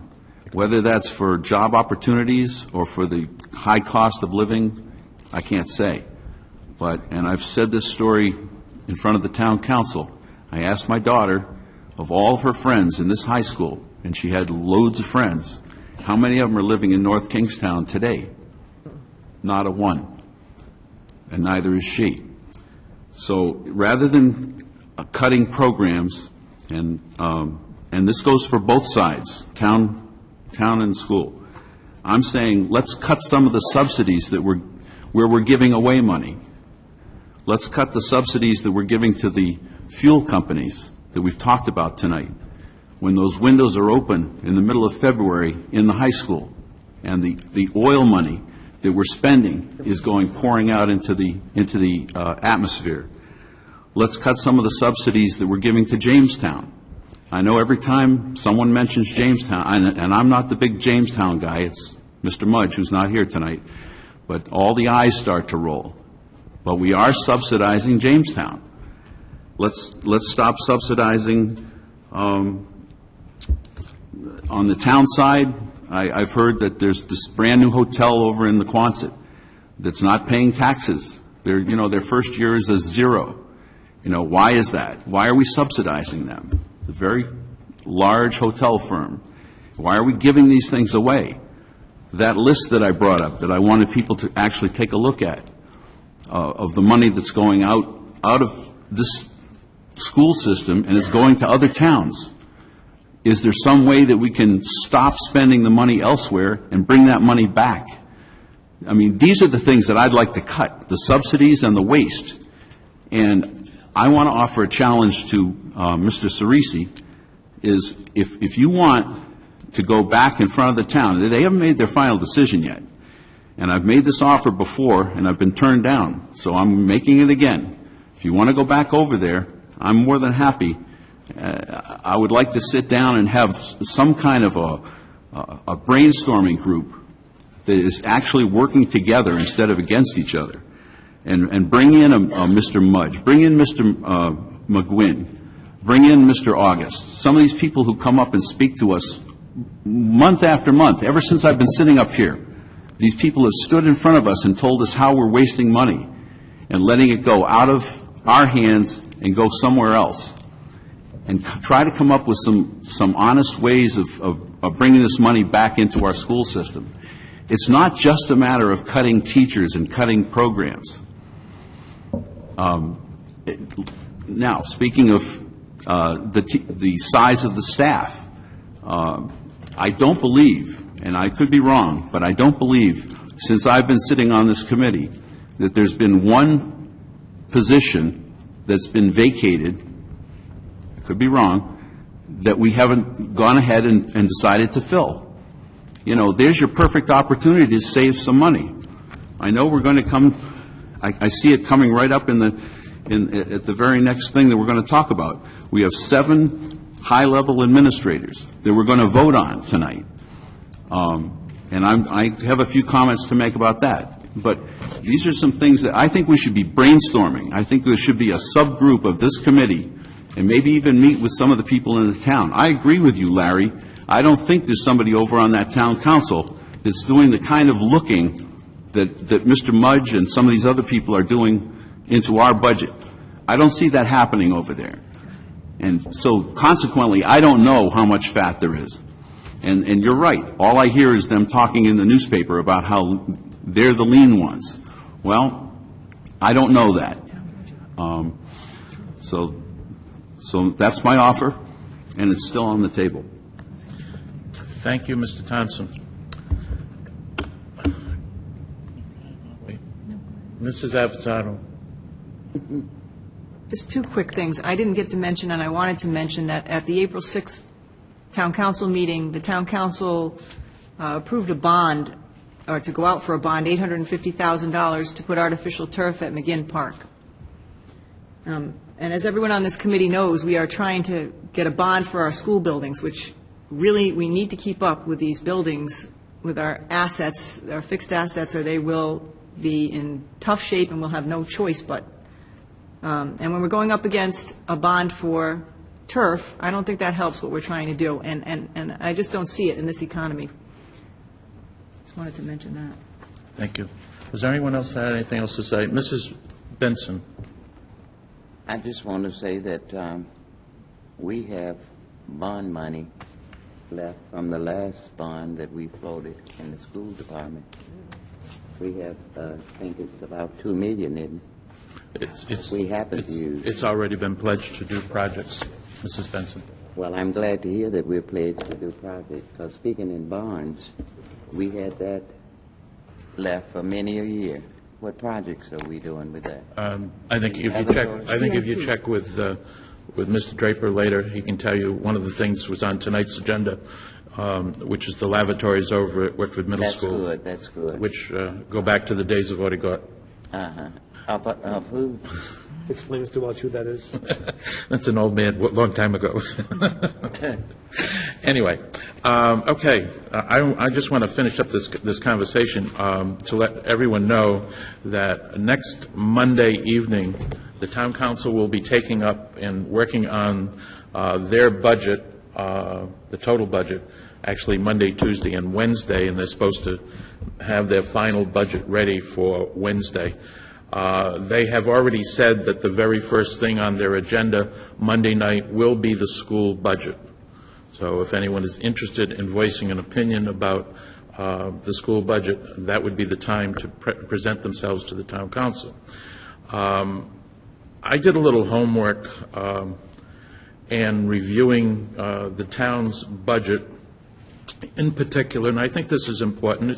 It's been stressed a little bit. We have taken the steps to freeze budgets. The superintendent for the last 2 years has made it that he had to approve purchases. Frivolous spending is a thing of the past in this school district. And when we've looked at positions, wages, and so forth, we've been very stingy with the amount of monies that we have forwarded. But I will tell you that you can go on the town website, and as Mrs. Avasano said, you shouldn't have to get to this point, but every department head for the last 2 adopted budgets and this proposed budget has received a raise. Every single department head. I didn't bother going into the depth of the people below the department heads, but that includes the town manager right on down. I'm hard-pressed at this juncture, economically speaking, to give anyone a raise other than possibly the people on the lowest end of the totem pole. Now, I don't understand their thought process. I've mentioned it to one of the councilmen that I had every intention of bringing this up this evening because I think you, the public, need to understand that it's very difficult for us to justify spending the money in that way. I don't know why the town council and the town manager feel as though it's acceptable. We have taken the lead on the co-shares for the health insurance for our employees. Our employees have worked with us through this time. I'm not saying that the town employees have not, but I still find it difficult to see the people at the top getting raises in this economy when everyone should be happy to have a job. And I'll end with that. Okay, the next item on our agenda is the administration contracts for the administrators. For the contracts, you have 7 items in front of you. Just a few thoughts before I open it up to all of the committee. Of the contracts of the 7, 5 are 2-year per our practice these past few years. 2 of them are down for 1-year contracts. Those are the high school assistant principal positions of discipline. That's there per our earlier conversation of the possibility in the future of maybe changing models at the high school. So nothing definitive, just that's there as a placeholder in case the committee needed to change their thinking down the road. In terms of a couple thoughts on the administrators, I know you'll talk at length. Just to think back a few years, if you can recall, the administrators took a 10-day furlough a few years back. That was the first thing that happened to kind of trigger this whole budget process. They have the highest copay in Rhode Island at 20 and 25%. In today's Journal, they were celebrating Central Falls for a 10% copay next year. We're at 20 and 25%. Pawtucket, excuse me. We're at 20 and 25%. And every administrator has taken a zero. So I just want to commend them as a group, for they have really taken a share of this. So with that, I'll open it up to questions or thoughts. Are there any questions about the administrators' contracts? Mrs. Page? Not a question, but just a comment. I want to point out that this is not on the consent agenda, but this is under a discussion item. I know that there's been some people who have said that we're on this consent agenda. As Dr. Thornton said, this every one of our administrators pays 20%, and 2 of them pay 25%. All these contracts in them have basically that they are up for a 1% raise this year, but we do not have any salaries listed for the following year because we don't know where we're going to be budgetarily. So I think that's an important point to point out, is that if we're in such dire straits, that they could be looking at a 0% next year. I also want to point out that, as Dr. Thornton said, all these people have taken a 0 already. So it's the sort of thing of, while we've had the teachers take 0% this year, each of our administrators has had a year that they have taken. And as he also said, that we have 2 of the people on here who are only on a 1-year contract. I don't think that these contracts are something that we are giving away the store. Plus, it's also, I want to point out that by law, we have to have a contract for our principals, that they have to have a contract, that it's not just something that we can say, no, we're not going to give them a contract. Also, by law, we have to have a business administrator. And so you just can't say we're not going to have a business administrator for next year, because we have to have a superintendent of our school district, we have to have a business administrator. Those are the 2 positions we have to have. Part of the reason that we give contracts is because we want to attract the best people. And so by giving a person a contract that is, we could give up to a 3-year contract, but we've elected not to do that. These are 2-year contracts, so that's kind of a happy medium. It's more than 1, so we're giving them a little, except for 2 people, it's more than 1 to give these people some sort of security, but it's not the 3 that we could give them. So again, I think that we are not looking at a group, this is a group that is highly educated, the group that we want to lead our individual schools. So it's a sort of thing of, we are being very frugal with these contracts, and the fact that they are paying such a high co-share, I think speaks, that we have made sure that we're getting our money's worth out of people who are our leaders, and they're making the sacrifices. Thank you, Mrs. Page. Is there anyone else? Mr. Thompson. During the run-up to this business, I used to talk about how we could reduce the cost of a good education in North Kingstown, and I did use the expression "shop at the top" and deliver real teaching and real learning in the classroom. And this certainly represents the top of the top. And I am now appreciate the fact of what's been mentioned, that second year of to be determined salary. I took that in a different way. I thought that was giving a bit of a carte blanche to give a raise in the second year, and I was against it for that reason, and I'm still against it, but for various other reasons. I'm looking at the fact that over the next year, we're going to get some money from the race to the top. And a lot of this money is going to go out and go into evaluations. And I talked to Lisa Furr up at RIDE, and I discovered that we are going to actually be paying for and receiving services from interim service providers who are going to have the responsibility to help us to evaluate teachers. And I've also heard talk about department heads helping to evaluate teachers. And I think that some of the duties in the job descriptions that we're looking at in this list also have evaluation of teachers.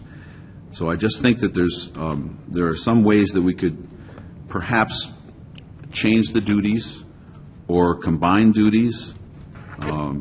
I think perhaps there's a way, if we get back to this brainstorming thing of how to get more money into the schools, I don't know, and you can correct me when I finish, that if it's possible that some of the duties could be changed into grant writing so that we could get some grants. I know down in Charahoe they have a position that's specifically for that, an administrative position. And if we could find someone that could bring in, let's say, $1 million in grants, then that would be a very helpful person to have.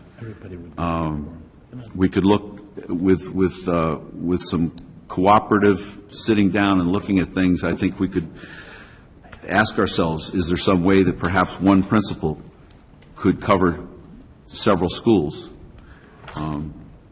I don't know. And again, it's just something that I'd like to have us consider. This is really a very large amount of money, and when we talk about what are we going to cut, that's kind of what I said when I ran, and I just feel obligated to the people that sent me here to bring this forth. And that's what I have to say about that.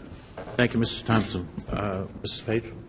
Yeah, I'd like to move the conversation on, so I'm going to make a motion that we approve the 7 contracts under B1. Is there a second? Hearing no second. Is there any? Mrs. Abusato? Can I amend the motion? You got to second it before you can amend it, or you got to let it die and then make a new motion. I'll make a new motion because there was no second. I was going to ask that we take the approval separately from approve the positions separately from the pay. Motion so you wanted to motion that we split it? approve, split the vote. No, split the motion.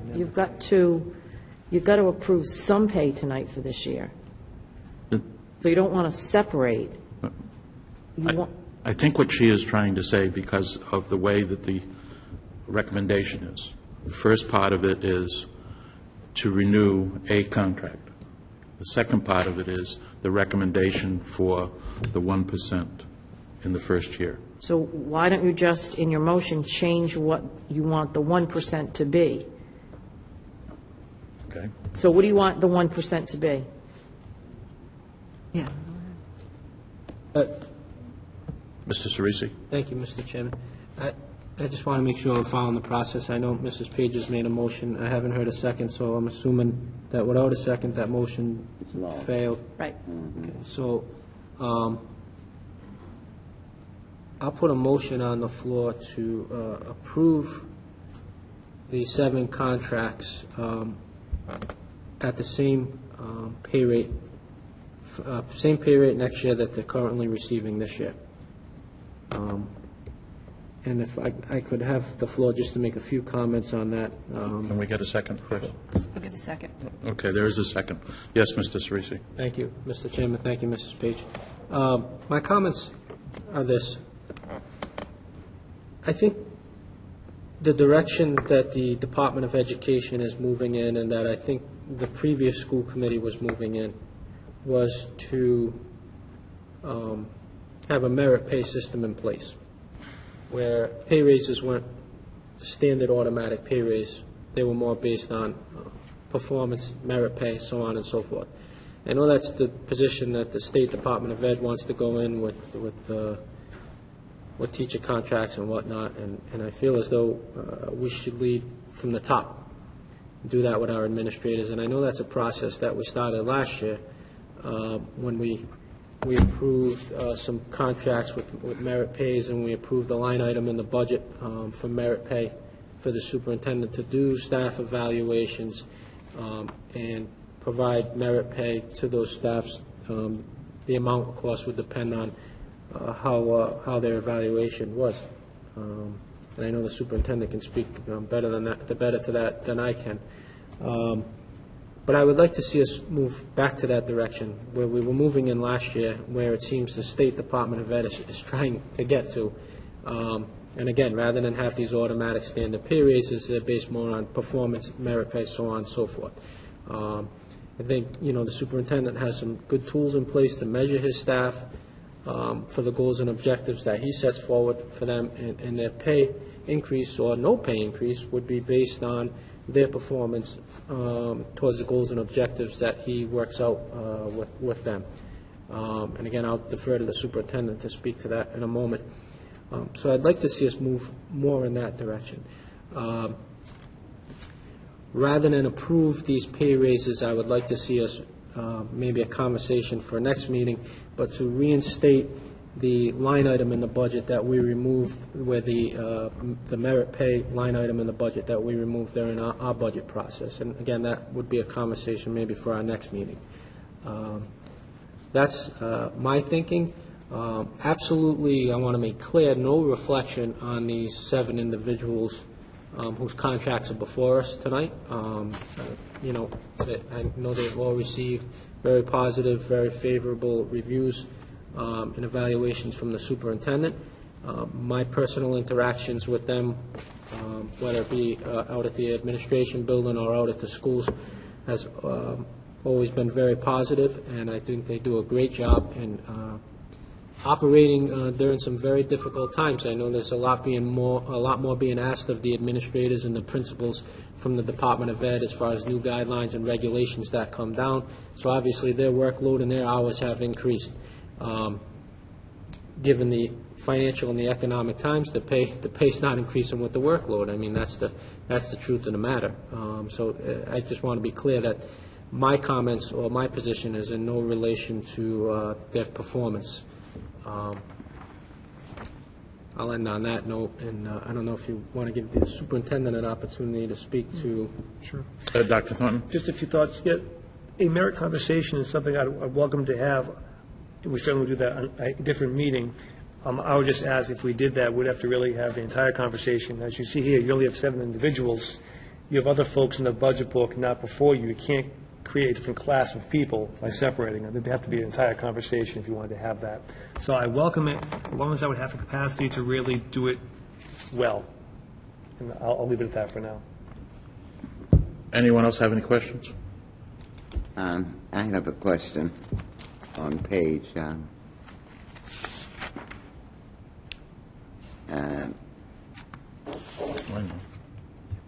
on page 2, Dr. Thornton, not in a Pacific Persons contract, but in the packet, it's page 89.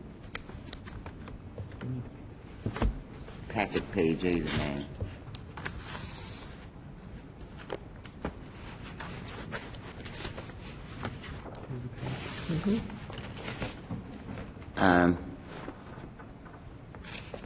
When I look at compensation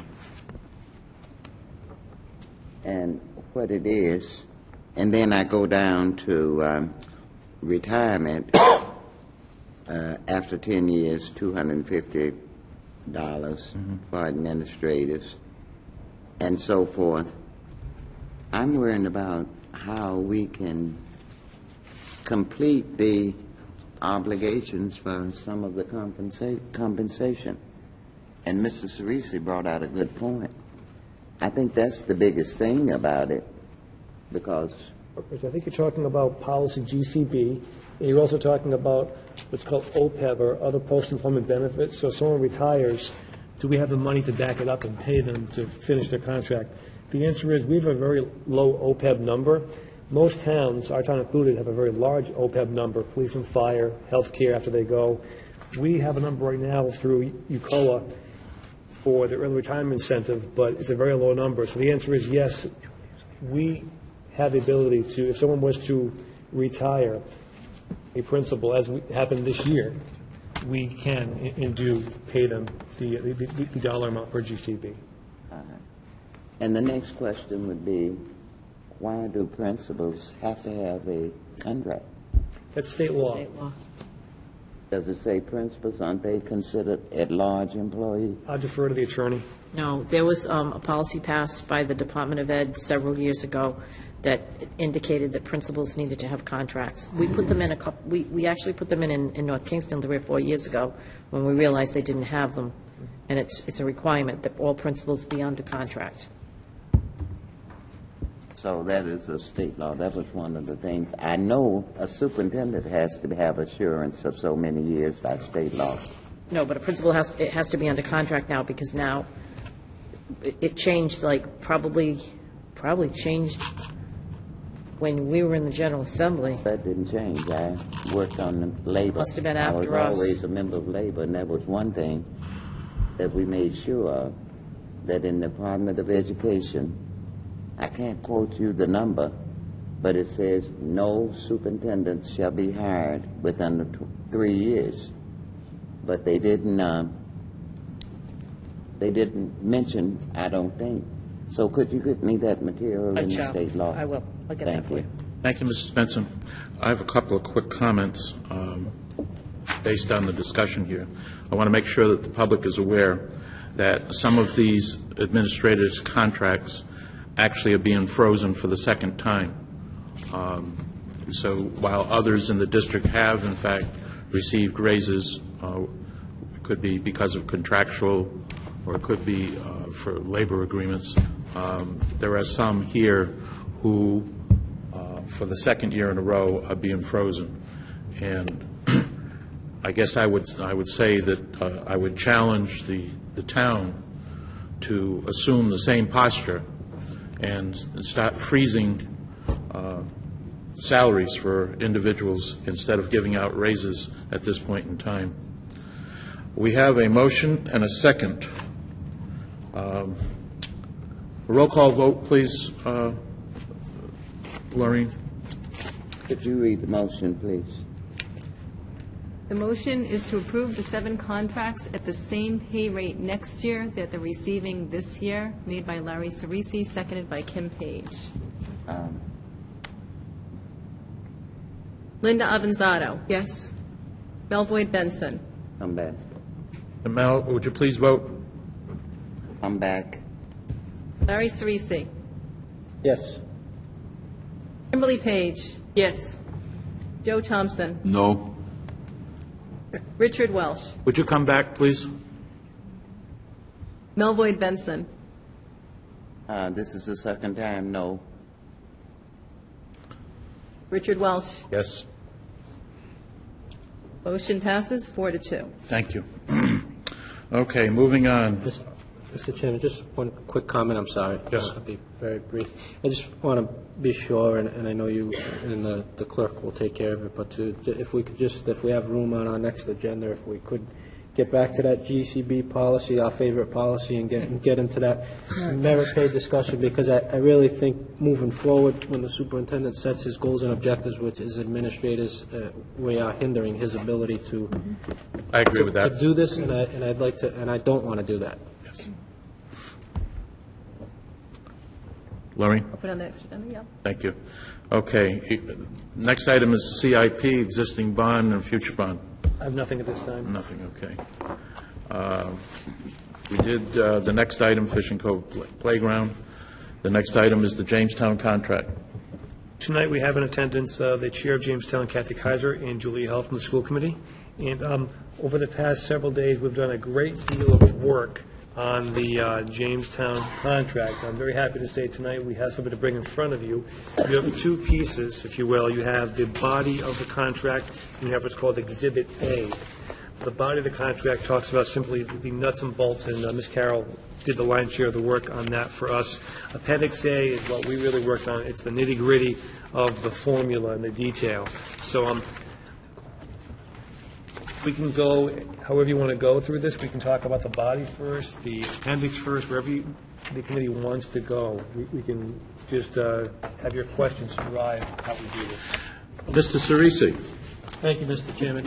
I did have an opportunity to review the documents that were given to us, and I know there's probably many more questions, concerns, and discussion to be had, but to try to move the process forward, at this time, I'd like to motion to approve the agreement with the Jamestown School District that we have before us.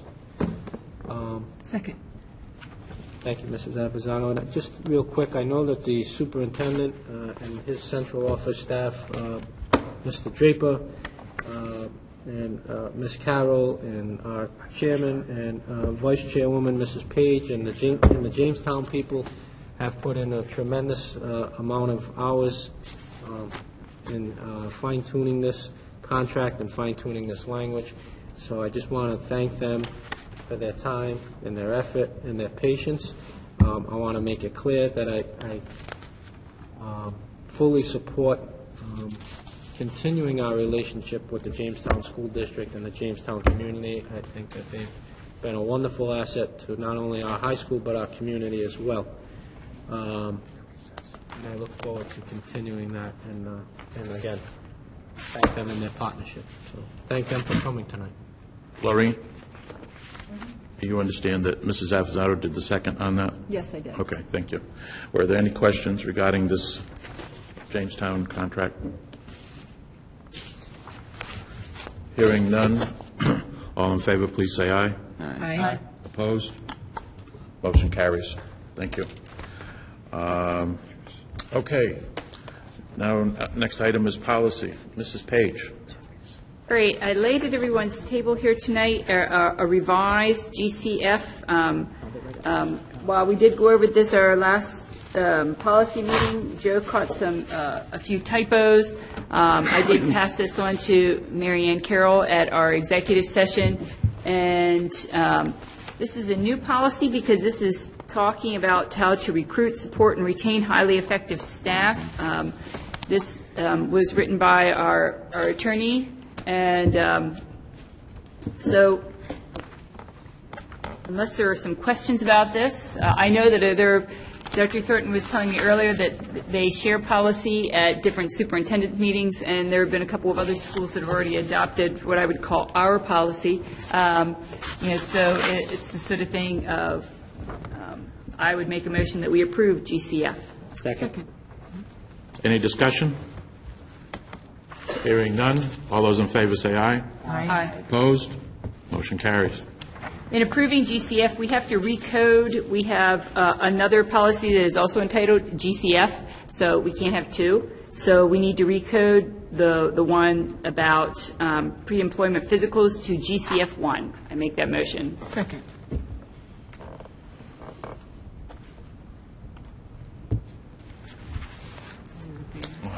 I'm sorry. So there's a motion and a second. Is there any discussion on it? All those in favor say aye. Aye. Opposed? Motion carries. And then I would, because we now have a new hiring and recruiting policy, basically we can delete, and I make a motion to delete GCD 1, to delete GCFR, and GCF.1. Second. Any discussion? All those in favor say aye. Aye. Opposed? Motion carries. The other one we have on here for tonight is the high school parking permit. This is just a first read, so this is more of a talking. This has been a policy that has been a group effort. I know we've had all three of our high school students, our student reps, came over to our policy meeting to talk to us about their input. They liked the changes that were being made. This is in conjunction with the Wellness Task Force. I believe in one of our fall meetings, or no, it was right after you guys came on, we had a movie that we watched that would be something that high school students would have to watch the movie before getting a parking permit. And basically what this policy talks about is that the students have to watch the movie. They have to then take a brief test on the movie. The test is merely to make sure that they really did watch it and not that they just say that they watched it. And then they have to sign a parking permit contract, which basically says that they will uphold the policies of the school. And then and the whole point of the video is talking to students about being safe and responsible drivers and reminding them of state law. And then the policy, of course, also always reminds students that parking is a privilege, and they can lose that privilege if they are not following school policy. So we don't need to do anything more on that, but I guess I would entertain if there are any other questions about this as to this policy. Yeah. No questions, but I just wanted to thank the Wellness Committee and mention that we all saw the movie, and it was just great. I mean, it was fabulous to have the students involved and people from the community that have had issues and incidents around substance abuse have the courage to put that out there in this movie in a way that I think will really impact students, and the students were really impacted from what I heard when they had showings of it amongst the students. So just a job well done, and I remember that Mr. Cerisi, as the former chair, also helped get this off the ground, so I would say thank you to him as well. Any other comments? All those in favor say aye. Aye. Oh, well, that's right. We're not- There's no vote. There's no vote. Sorry about that. Okay, but I did want to say, First vote, Mr. Chair. I did want to say to Mrs. Page, you've taken on a tedious job in doing these policies. I hope it's almost near the end. Never ends. Well, I'd like to say that we're near the end, but it doesn't really end. But thank you for your time and effort, and who else is on policy with you? Joe is on policy with me. Oh, well, he's getting trial by worked out. fire. Huh? Yes. Yes. So I certainly want to say I appreciate your efforts, all your efforts in the past, and hopefully in the future. Thank you very much. Okay. That now brings us to special reports. April enrollment report.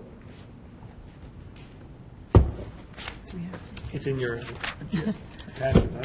So there's no discussion on No it? comment on it, but I'm going to say, I have a question. Any questions on the enrollment report? I looked at that very closely. I must say that the superintendent has the classes distributed quite equally. But the thing that I was worried about, we have some large fifth grade classes. And should we start planning on the junior high schools that they will be going to next year? And when I say that, I speak about Hamilton and Stony Lane. They both have large fifth grade classes, and they'll be going into the sixth grade. And I know we had discussion last year, even over in the year, concerning what junior high they were going to and what buses and so forth. But the teaching load of the teachers is very well distributed. I looked at it and I studied it for a while. It's only a case or two where one teacher may have 20 and the other may have 21, but it would be 3 teachers with 20 and maybe 1 teacher with 21, so you can't split up a child. But I don't think it's too early for us to start thinking about the junior highs and how we're going to pace them. Thank you, Mrs. Benson. You're welcome, Mr. Chair. Mrs. Avasaro? yes, since there's no committee member comments at the very end, I just wanted to mention in the Rhode Island Monthly magazine, in the March issue, it has, under the best places to live, it has a lot of stats about towns, and it also has information on education and on the per pupil spending in every town in the state. And out of the southern Rhode Island, southern Rhode Island pretty much districts, we are the lowest per pupil cost, and that was not the case. And I know we know this from UCOA, from what we've recently learned with our UCOA numbers, that we are very, very low. And we went from being the second highest in the southern Rhode Island, I believe, several years back, if I recall, under the previous longtime administration. So we are now the lowest. I just wanted to mention that. That's credit to Dr. Thornton to do that while he's trying to implement all these new requirements and everything under the Department of Ed and retain our programs for our students. So credit goes to him and his administration. Okay. Thank you, Mrs. Avasaro. I may have made an oversight. Is there an Andrew Kavanaugh here? Yes. I'm sorry. I called for citizens' comments before. I must have missed you. Feel free to come up to the microphone, Mr. Kavanaugh. Hi, I'm here for my senior project. I wanted just to make a quick speech about school starting times and possibly starting them later. Hello, my name is Andrew Kavanaugh. I'm a senior at North Kingstown High School. I recently wrote a research paper based on the amount of sleep that teenagers get per night. I investigated how much sleep teens between the ages of 13 and 19 need to function well throughout a full school day. I concluded that teens do not get enough sleep based on surveys that I conducted and information that I have gathered. If North Kingstown High School started later, students' grades and behavior would improve. The information I received from research supported my thesis that teens indeed actually need more sleep to function properly. If they did get more sleep, then they would perform better and daily stress would be reduced. Experts have been able to tie lost sleep to poorer grades. Teens' natural body rhythms change as they enter adolescence, thus making it harder for them to fall asleep early. Schools that have tried setting later bell times find that students do not go to bed later, but instead get one more hour of sleep per night, which means 5 more hours per school week. Those 5 more hours per week help teens get through the day successfully. This research adds to proving my thesis correct. Along with the information that I have found from research, I conducted my own research. I did this in the form of a survey that posed questions about sleep. The questions are as follows. How old are you? The average age was 16.6 years old, showing that I reached my target age group of teenagers. On average, how many hours of sleep do you get? The average amount of sleep was 7.13 hours of sleep per night, far below the record 9.5 hours of sleep per night. Would you perform better academically with more sleep? 83% of teens that I surveyed said that they would perform better academically with more sleep, leaving 17% saying that they would not. Would you perform better athletically with more sleep? 87% that I surveyed said that they would perform better athletically, leaving 13% saying that they would not. If school started later, would you use the extra time for sleep? 93% of teens that I surveyed said that they would use the extra time for sleep, leaving only 7% saying they would not. Have you ever fallen asleep in class? 79% of teens that I surveyed said that they had fallen asleep in class, leaving only 21% saying that they had not. Both my information from my research and my surveys proves my theory that if school started later, grades and behavior would improve. There would be many challenges to changing the start time of North Kingstown High School. Surely many schedules would have to be changed around. The largest problem that would most likely be faced is with the bus schedules. One way around this would be to switch the pickup times and drop-off times of younger students from elementary and middle schools with the pickup times and drop-off times of North Kingstown High School students. This would provide extra time to sleep in so that the students of NKHS could perform better. With this problem tackled, many other problems would seem small in comparison. My proposal has been stated, and I hope that I have convinced you to lend support to my cause. Excellent. Thank you. Very nice. Mr. Chair. Yes, Mrs. Benson. Thank you. Mr. Kavanaugh, I'm glad to see you bring that up. Some 6 years ago, and maybe they have it in the archives at the school administration, this subject was explored, and they had a different survey among the children, the high school students, and also one of the things that they did, the person that was working on that got a survey from National, and I remember when he said, when you came up, I said, oh, I'm glad to see that come back. But North Kingstown schools, other than the schools in other places, we have the earliest start times. And they've supported all the information you have. And I wish you success with your project. All right. Thank you very much. Uh-huh. And thank you, all of you, for listening to my presentation. Uh-huh. You're welcome. Nice job. That was a timely Excellent discussion. job. Okay, a motion to adjourn? So moved. All in favor? Aye? Aye. Opposed? Meeting is adjourned. Thank you.